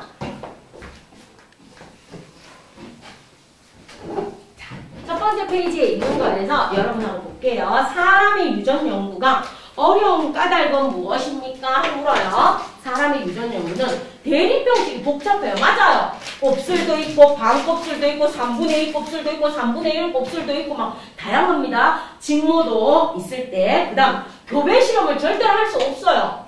교배 실험, 임의로 교배 실험을 할 수 없습니다. 그 다음 환경의 영향을 많이 받아요. 사람은. 많이 받고요. 한 세대가 한 80년에서 100년 자손의 수는 엄청 적어요. 그래서 이렇게 되고요. 두 번째, 일란성. 하나의 수정란이 둘로 나누어져서 유전자 구성과 성별이 똑같은 게 일란성이에요. 그래서 일란성의 성명은 기역, 니은이고 디귿은 이란성에 대한 설명. 이란성. 이란성 쌍둥이입니다. 난자 두 개의 바깥 정자가 하나씩 들어가는 거. 그래서 얘를 빼주면 돼. 3번 상염색체. 지금 하는 거. 상염색체는 멘델의 분리의 법칙 무조건 따라요. 상이든 성이든 무조건 멘델의 분리의 법칙 따릅니다. 각각 분리되어 들어가요. 항상. 그 다음 대립병질이 명확하게 구분되지 않는다. 여기에 나왔어. 상염색체 이런 건 대체로 대립병질이 뚜렷해요. 혀를 말 수 있는지 없는지, 주근깨가 있는지 없는지, 쌍꺼풀이 있는지 없는지, 귓볼이 분리형인지 부착형인지 대체로 뚜렷하다. 그 다음 혀말기와 귓볼기가 상염색체에 의한 유전에 해당합니다. 5. 남녀에 따라 형질이 나타나는 빈도가 차이가 난다? 아니요. 차이가 없어요. 왜? 남녀 공통이니까 똑같아요. 차이 없다. 자, 그 다음 이제 4번 보시면 아버지하고 어머니가 있어. 아버지하고 어머니가 이렇게 있는데 부모에게 어떤 형질이 누구에게 나타났어요? 자녀에게. 자녀에게 이렇게 나타났어. 자, 그럼 이제 자녀가 혀말기가 불가능한 아들이네. 그러면 우성이 뭐다? 라지 T고 열성이 스몰 T라면 부모에게 어떤 형질이 열성이니까 스몰 TT야. 그럼 이 자녀는 부모로부터 각각 하나씩 물려받았으니까 부모는 우성이지만 열성인 인자를 가지고 있습니다. 그래서 가는 대문자, 소문자, 대문자, 소문자 이렇게 적어주시면 돼요. 자, 그 다음에 여기에서 혀말기가 가능한 것과 불가능한 것. 부모에게 어떤 형질이 열성이니까 누구? 가능한 가나가 우성이 되겠죠. 그래서 우성은 혀말기가 가능한 것. 앞방에서 봤더니 혀 안 말리는 친구 있어요. 혹시 지금 이렇게 해보세요. U자 모양으로 말려지면 우성이고요. 안 말려지면 열성입니다. 한번 해보십시오. 그 다음 두 번째. 나의 유전자형 대문자 소문자. 나의 유전자형 대문자 소문자. 이렇게 해주시면 되고요. 5번. 엄마와 아빠가 이렇게 있어요. 엄마와 아빠가 있는데 아빠를 가라고 이렇게 놨습니다. 이 두 분이 결혼을 하셔서 자녀분을 놓으셨는데 자녀분이 4명이야. 이러면 얼마나 좋겠어. 우리나라 출산율 문제 없겠죠. 딸, 아들, 딸. 이 딸이 뭐라고 나와 있는가? 부착형이에요. 부착형. 부착형의 귓볼을 가지고 있고 요 아들은 분리형인데 부착형인 여성과 결혼을 했어. 부착형인 여성과 결혼해서 부착형인 딸이 태어났대요. 자, 그럼 이제 갑니다. 부모에게 어떤 형질이야? 그럼 부착형이. 부착형이 뭐다? 열성. 열성이야. 아하, 부착형이 열성이니까 스몰 AA야. 스몰 AA면 아빠, 엄마에게서 받고 부모님은 분리형이지만 열성인 인자를 가지고 있었습니다. 그럼 이분 열성이야. 이 따님 열성이야. 그럼 하나는 여기서 받고 하나는 여기서 받았으니까 이 아버지도 열성인 인자를 가지고 있었습니다. 그리고 이 두 분은 결혼해봐야 알아. 이 두 분은 이렇게 우성일 수도 있고 이렇게 우성일 수도 있어. 그러니까 이 두 분은 정확하게 알 수 있다 없다? 없다. 그래서 몇 명? 2명은 정확하게 몰라요. 2명은 정확하게 알 수 있다 없다? 정확하게 모릅니다. 그래서 정확하게 유전자형을 모르는 거 2명. 그리고 가의 유전자형과 여기 나의 유전자형은 가는 대소, 나는 소소 이렇게 됩니다. 자, 그래서 가는 대문자 A, 소문자 A, 나는 소문자 AA. 그리고 유전자형을 정확하게 알 수 없는 사람 몇 명? 2명. 이렇게 해주시면 답이 되겠어요. 그 다음 이제 넘어가셔서요. 6번 ABOC 혈액형. 혈액형으로 가요. 혈액형으로 가서 혈액형의 표현형 일부러 안 지웠어요. 표현형은 하나, 둘, 셋, 넷. 표현형은 이 지구상에 몇 종류밖에 없다. 혈액형은 4종류. 그리고 유전자형이 몇 종류가 있다? 6종류. 유전자형이 6종류가 있고 표현형은 4종류밖에 없습니다. 그래서 1번 X. 표현형은 4가지로 고쳐주시고 B형은 유전자형 2종류에 맞아요. 순종의 BB와 잡종의 BO. 그래서 유전자형 2가지입니다. O. 그 다음 두 쌍의 대립 유전자 아니요 무조건 한 쌍이에요. 요거 한 쌍 A A B B A O B O A B O O 한 쌍 이렇게 한 쌍 한 쌍 한 쌍 한 쌍입니다. 두 쌍 아니에요. 한 쌍. 그래서 X. 그다음 대립 유전자 A와 B는 대립 유전자 A와 B는 O에 대해서 뭐다? 우성입니다. 맞아요. A와 B는 O에 대해서 우성입니다. 자, 그 다음 아버지가 뭔지를 몰라. 아버지의 혈액형은 몰라. 아버지의 혈액형은 뭔지를 모르는데 어머님이 무엇 혈액형인가 하면 B형이에요. 어머님이 B형이야. 그리고 이 두 분이 결혼을 해서 자녀분을 낳았는데 첫 번째 자녀분은 따님이면서 A형이에요. 두 번째 자녀분은 아들이면서 B형이에요. B형. 세 번째 자녀분은 따님이면서 O형이에요.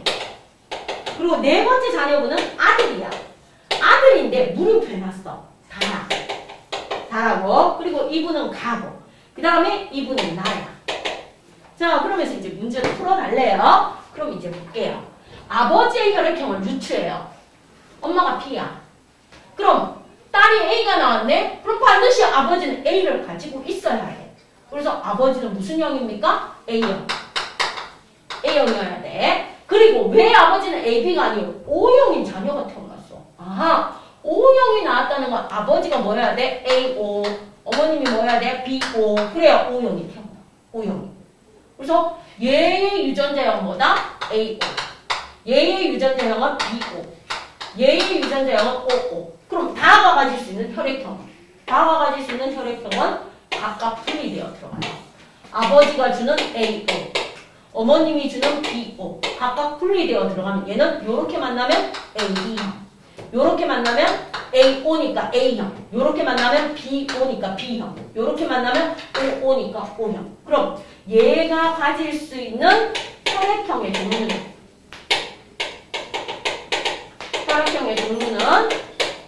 AB형으로 태어날 수도 있고 A형으로 태어날 수도 있고 B형으로 태어날 수도 있고 O형으로도 태어날 수 있어요. 얼마? 4분의 1.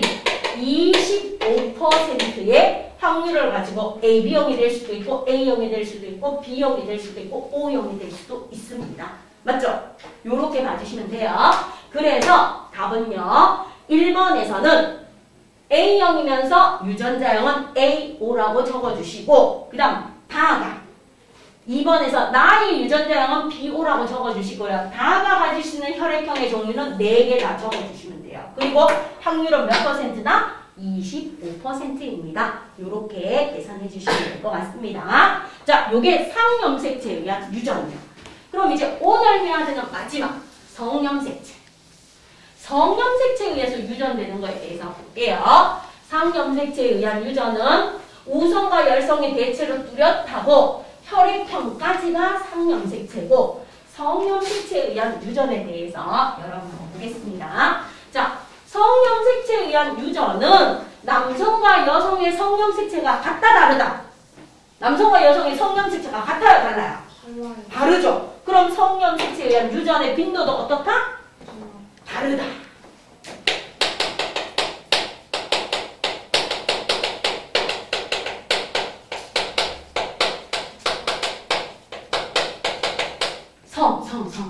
성염색체야. 성염색체는 남자가 XY야. 여자가 XX. 그럼 남자와 여자의 공통으로 있는 이거 X. 앞에 있는 공통으로 있는 X는 뭐가 줬어요? 엄마. 모에서 난자가 줬어. 그럼 여기에서 Y, X는 누가 줬다? 누가 줬어? 정자지. 그럼 성의 결정권은 아버지가 가지고 있어. 따라서 성염색체에 의한 유전은 남녀를 구분해줍니다. 뭐를 구분해준다? 남녀를 구분해줘. 남녀를 구분해주니까 남녀에 따라 무엇이 다르다? 출현 빈도. 유전병이 나타나는 빈도가 뭐하다? 다르다. 자, 그럼 이제 가요. 주로 성염색체에 의한 유전은 뭐에 의해서 일어난다? 성염색체. X에 의해서 일어나요. X에 의한 유전이에요. 성염색체 X에 의해서 일어납니다. 이것을 갖다가 우리는 뭐라고 합니까? 하고 보면 반성유전이라고 해요. 반성유전. 반성유전. 자, 그 다음에 성염색체 뭐에 의해서 일어나는 것도 있는가 하면 Y에 의해서 일어나는 것도 있어요. 성염색체 뭐? Y에 의한 유전도 있어요. Y에 의한 유전을 갖다가 뭐라고 합니까? 남자에게만 일어나요. 그래서 얘를 한성유전이라고 해요. 한쪽성. 얘는 뭐만 일어난다? 남자. 여자는 안 일어나요. 그래서 기속절 가다증 남자에게만 일어나요. 그럼 우리는 뭘 배웁니까? 요거. 성염색체 X에 의한 반성유전에 의해서 배우는데 반성유전의 대표적인 종류가 정록생명. 빨간색과 초록색을 구분 못하는 정록생명이 있고요. 그 다음 뭐가 있습니까? 혈육병. 피가 멈추지 않는 혈육병이 있어요. 요게 대표적인 예야. 그럼 이제 정록생명에 의해서 나오는데 우리는 어떻게 나타냅니까? 정상. 정상일 때는 X라고 써요.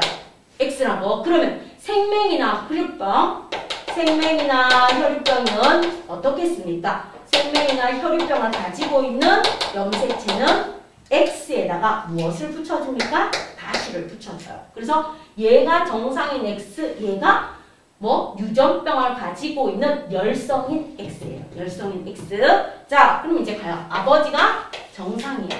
근데 어머님이 무엇입니까? 생명이야. 생명이면 이 집안에 누가 태어나요? 따님이 태어나고 아드님이 태어나요. 그리고 따님이 태어나요. 요렇게 태어납니다. 그럼 어떻습니까? 요렇게 나오는 건 정상이에요. 요렇게 나오는 건 생명입니다. 생명. 자, 이럴 때 이제 보러 가요. 여성은 어떻습니까? 남성은 어떻습니까? 하고 봅니다. 그럼 여기서 보세요. 여성은 성염색체가 2개야. 성염색체가 2개라서 여성은요 정상인데 속임수가 있어요. 순종의 정상이 있어요. XX. 순종의 정상이 있고 X 뭐가 있어요? X 다시. 열성인 인자를 가지고 있는데 정상으로 보이는 여자. 이것을 뭐라고 한다? 보인자라고. 보인자. 그리고 여성에게서 누가 나와요? 생명. 여성은 정상이 나타나려면 2개 다 가지고 있어요. 2개 다. 그래서 여성에게서 반성유전이 나타날 확률은 뭐다? 하나, 둘, 셋. 3분의 1이야. 그래서 여성에게서 반성유전이 나타날 확률은 얼마입니까? 여성에게서는 확률이 3분의 1이야. 그럼 우리 남성들 어떻습니까? 남성들은요 심플해요. 속이는 거 없어요. 정상. 그냥 X, Y예요. 그 다음에 생명. 뭡니까? X 다시 Y예요. 그렇죠? 남성들은 뭡니까? 나타날 확률이 아주 심플해요. 남성들은 속이는 거 없이 정상 아니면 생명이에요. 2분의 1. 그래서 남자가 확률이 더 많아요. 50%. 여자는 한 34%. 그래서 남학생들은 속이는 거 없습니다. 그럼 이제 여기서 엄마가 생명이야. 그럼 이제 엄마가 X 다시 X 다시예요. X 다시 X 다시고 아빠는 정상이야. 그럼 아빠는 속이는 거 없어. 그냥 X, Y입니다. 그럼 자녀분, 따님은요 아빠에게서 정상인자, 엄마에게서 생명인자. 아드님은요 엄마가 무조건 X를 줘요. 아들은 100% 생명이에요. 100%. 그리고 이 따님은 100% 뭐예요? 보인자예요. 그래서 시험 문제 나옵니다. 첫 번째, 아버지가 정상. 아버지가 정상이고 어머니가 생명이면 아들은 100% 생명이에요. 100%. 아들은 100% 생명. 그리고 딸은 100% 뭐다? 보인자예요. 엄마가 생명이면. 됐죠? 빼박이에요. 빼박. 자, 그 다음에 두 번째, 아버지가 뭔가 하면 생명이야. 그리고 어머님이 정상으로 보여. 어머님이 정상으로 보이는데 무엇이 있습니까? 하고 보면 아들이 생명이 태어나고요. 딸도 생명이 태어났어요. 그 다음에 아들은 정상이에요. 이렇게 태어났어. 자, 아버지가 생명이야. 그럼 아버지는 X-Y야. 할머니한테 받았을 거야. 어머님은 정상으로 보여. 정상으로 보이는데 아들이 생명이 나왔어. 그럼 엄마에게서 생명인 유전자를 받았습니다. X-Y야. 근데 딸이 생명이 나왔네? 그럼 이 딸은 하나는 아빠가 줬어. X-. 하나 아빠가 줬고 하나는 이 엄마. 이 엄마가 정상으로 보이지만 뭘 가지고 있었다? 생명의 유전자를 가지고 있어. 그래서 하나는 엄마가 준 거야. 그럼 이 딸은 재수 없는 거죠. 아빠하고 엄마한테 다 받은 거야. 됐죠? 그 다음 이 아들은 재수 좋은 거야. 엄마한테서 정상이고. 이렇게 받은 거야. 아하. 아빠가 생명이고 엄마가 봉인자면 자녀가 생명이 될 확률. 자, 이제 물어요. 자녀가 생명이 될 확률은요 하고 풀어요. 그럼 이제 각각 나누어서 써요. 분리의 법칙 이렇게 나누어요. 아버님이 줄 수 있는 게 X-Y야. 어머님이 줄 수 있는 게 X-Y야. 자, 성염색체가 각각 분리되어 들어갑니다. 그래서 이제 만나요. 요렇게 만나는 딸은요, 아빠가 생명인 유전자를 주는 보인자. 요렇게 만나는 딸은요, 아빠도 생명, 엄마도 생명. 생명인 유전자를 다 줘요. 요렇게 만나는 아들은요, 뭐예요? 정상이에요. 근데 요렇게 만나는 아들은 무엇입니까? 엄마가 생명인 유전자를 줘서 뭐가 돼요? 생명이 돼요. 그럼 자녀 중에서 생명이 될 확률은 4명의 자녀 중에서 생명이 될 확률은 절반이죠. 그럼 확률은 몇 퍼센트? 22분의 1이니까 50%입니다. 이렇게 해주면 돼요. 50%. 그쵸? 집안에서 이제 막 나오는 거예요. 그래서 생명이다, 아니다 따져주는 건데 반성유전에 의한 생명은 차근차근 따져서 문제를 풀어주는 연습 해주셔야 됩니다. 됐죠? 시원하 되겠어요? 자, 그럼 이제 여러분이 한번 문제를 풀어봅시다. 먼저 여러분 교재에 있는 8번, 9번, 10번 나오거든요. 그럼 이제 9번에서 수학의 분배 법칙이라고 생각하면서 나올 수 있는 혈액형을 한번 다 적어보면서 한번 풀어봐요. 8, 9, 10번.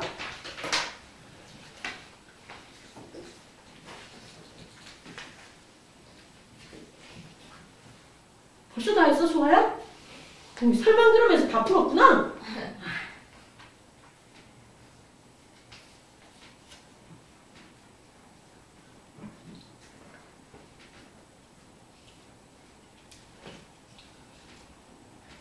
가장 많은 게 정록생명이래요. 우리 신호등에 있는 빨간색하고 초록색 구분 못하는 거. 그 다음에 우리 눈에서는 3가지 색을 구분하거든요. 빨, 초, 파. 빛의 삼원색하고 똑같아요. 그래서 초록색하고 파란색을 구분 못하는 생명도 있고요. 빨간색하고 파란색을 구분 못하는 생명도 있대요. 됐죠? 근데 제일 많은 게 정록생명이래요. 그럼 안 보이는 거예요? 아니요. 보이는데 빨간색하고 초록색이 빨간과 초록으로 안 보이는 거예요. 보이기는 보이는데. 제3의 색깔로 보이는 거죠. 우리가 볼 수 없는 또 다른 색깔로 보이시는 거예요. 그런데 요즘은 의학이 발달해서 이거 여기에다가 뇌 요쪽에 뒤에다가 뭐 합니까? 수술하면은 색을 구분할 수 있대요. 그 정도로 의학 기술이 발달했대요. 그래서 여러분 중에서도 나중에 뭐 합니까? 주변에 있으면 뭐 하면 돼요? 수술하시면 된대요. 그 안경도 있지 않아요? 예, 안경도 있어요. 교정해주는 거. 렌즈도 있고요. 안경 끼고 있는 거 불편하다 이래서 렌즈도 있고. 요즘 엄청나게 뭐 합니까? 생명공학 기술이 발달해서 우리 인간이 살아가는데 많은 도움을 주는 것들이 개발되고 있어요. 그 다음 이제 혈유병은 뭔가 하면 아들은 태어났는데 딸은 거의 다 유산돼요. 그러니까 혈유병 유전자를 가진 여자들이 적은 이유가 엄마 뱃속에서 아예 유산되기 때문에 거의 못 태어나서 그래요. 혈유병을 가진 남자는 태어났는데. 알겠죠? 이렇게 되는 거예요. 그래서 남자가 여자보다 뭐 합니까? 반성 유전에 의한 유전이 나타날 확률이 50%로 더 많아요. 그래서 우리 남성분들은 속이는 거 없어요. 정상 생명, 정상 혈유병 딱 구분돼. 알겠죠? 그런데 여성분들이 문제가 돼. 정상으로 보이는데 열성인 인자를 가지고 있는 누가 있다? 보인자가 있다. 보인자. 그거를 조심해 주시면 돼요.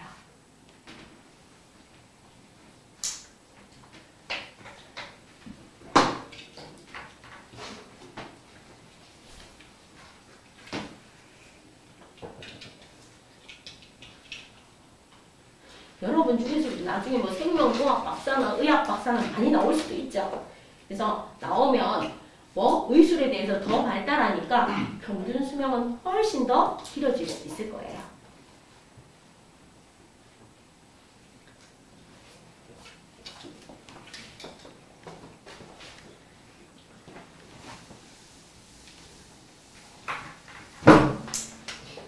자, 그럼 이제 8번 한번 볼게요. 8번 보시면 정록생명 유전, 정록생명 빨간색과 초록색, 붉을적, 그 다음에 초록할 때 나오는 녹이에요. 빨간색과 초록색을 구분 못하는 정록생명에 대한 설명의 유전입니다. 그러면 정록생명과 혈육병은 성염색체 X에 의한 유전인 반성유전입니다. 그래서 첫 번째 정록생명 유전은 반성유전입니다. O. 그 다음 두 번째 정록생명은 정상에 대해서 뭐다? 정록생명과 혈육병은 정상인 사람에 비해서 뭐가 됩니까? 열성이 돼요. 열성. 정상에 비해서 열성이 되는 겁니다. 그래서 정상에 대해서 열성입니다. O. 그 다음에 남자보다 여자에게 더 많이 나타나요? 아니요. 남자가 50%. 여자는 34%. 그래서 여자보다 남자에게 더 많이 나타나요. 반성유전은 X. 그 다음 남자는 보인자가 있지만 여자는 없다. 반대예요.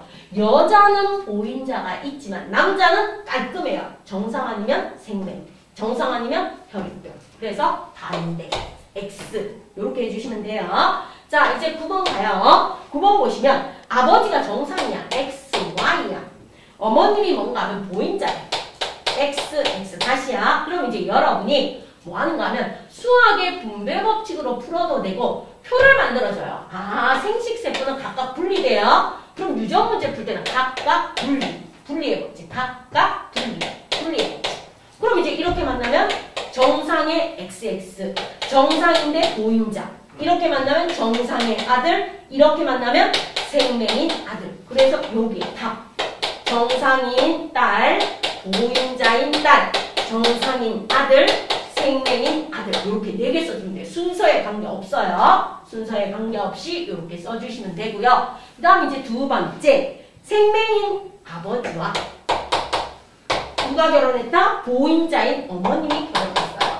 자, 그럼 이제 그대로 표 이렇게 만들어요. 문제 푸실 때 X 다시 Y 각각 분리되어 들어가요. X, X 다시 이렇게 됩니다. 여기가 헷갈리니까 이렇게 만나고 이렇게 만났다고 봐요. 그럼 이렇게 돼요.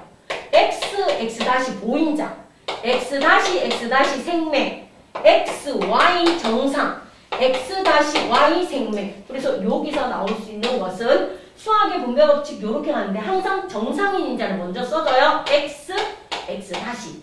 항상 정상인 인자를 먼저 써주는 게 약속입니다. 그 다음 생명인 따님, 그 다음 정상인 아드님, 그리고 생명인 아드님. 이렇게 나와요. 자, 그 다음 이제 세 번째. 세 번째는 엄마 아버지가 전부 다 뭐예요? 생명이에요. 아버지도 생명, 어머님도 생명. 그럼 이 집안에는 정상이 탄생할 수 있다 없다? 없어요. 돌연변이가 일어나지 않는 이상 이 집안은 전부 다 뭐예요? 생명인 따님, 생명인 따님, 생명인 따님, 생명인 따님, 생명인 아드님, 생명인 아드님. 이 집안은 100% 생명이에요. 그럼 엄마가 부착형이야. 아빠도 부착형이야. 그럼 자녀분들은 무조건 부착형이야. 됐죠? 열성인 인자를 가지고 있으면 그 다음에 예를 들어서 엄마도 엄지손가락이 이렇게 안 굽혀져요. 그 다음 아빠도 이렇게 안 굽혀져요. 그럼 자녀분들은 전부 다 안 굽혀져요. 알겠습니까? 안 굽혀집니다. 그래서 이렇게 되는 것처럼 반성유전, 성염색체 X에 의한 유전에 의해서 일어날 때 부모님이 두 분 다 생명이면 자녀분들은 100% 생명이고 아버지가 생명이고 어머님이 보인자면 50%가 생명이 될 확률이 있고 아버지가 정상이고 어머님이 보인자여도 뭐가 됩니까? 50%. 그래서 50%, 50%. 얘는 100%. 이렇게 되는 거예요. 자녀들이. 그럼 여러분이 풀어낸 거 문제 중에서 이제 가장 많이 나오는 유형의 문제를 하나 풀어보러 갑시다. 어디로 와주시는가 하면요. 여러분 교재에서 48쪽에 19번 혈액형하고 생명하고 동시에 나오는 문제를 학교 시험 문제에서 제일 내기 좋아하시거든요. 그래서 여기에 있는 19번을 한번 도전해봐요. 혈액형하고 생명하고 동시에 나와요. 혈액형하고 생명하고 동시에 나올 때 풀어보는 문제가 나와주니까 한번 도전해 주시기를 부탁드립니다.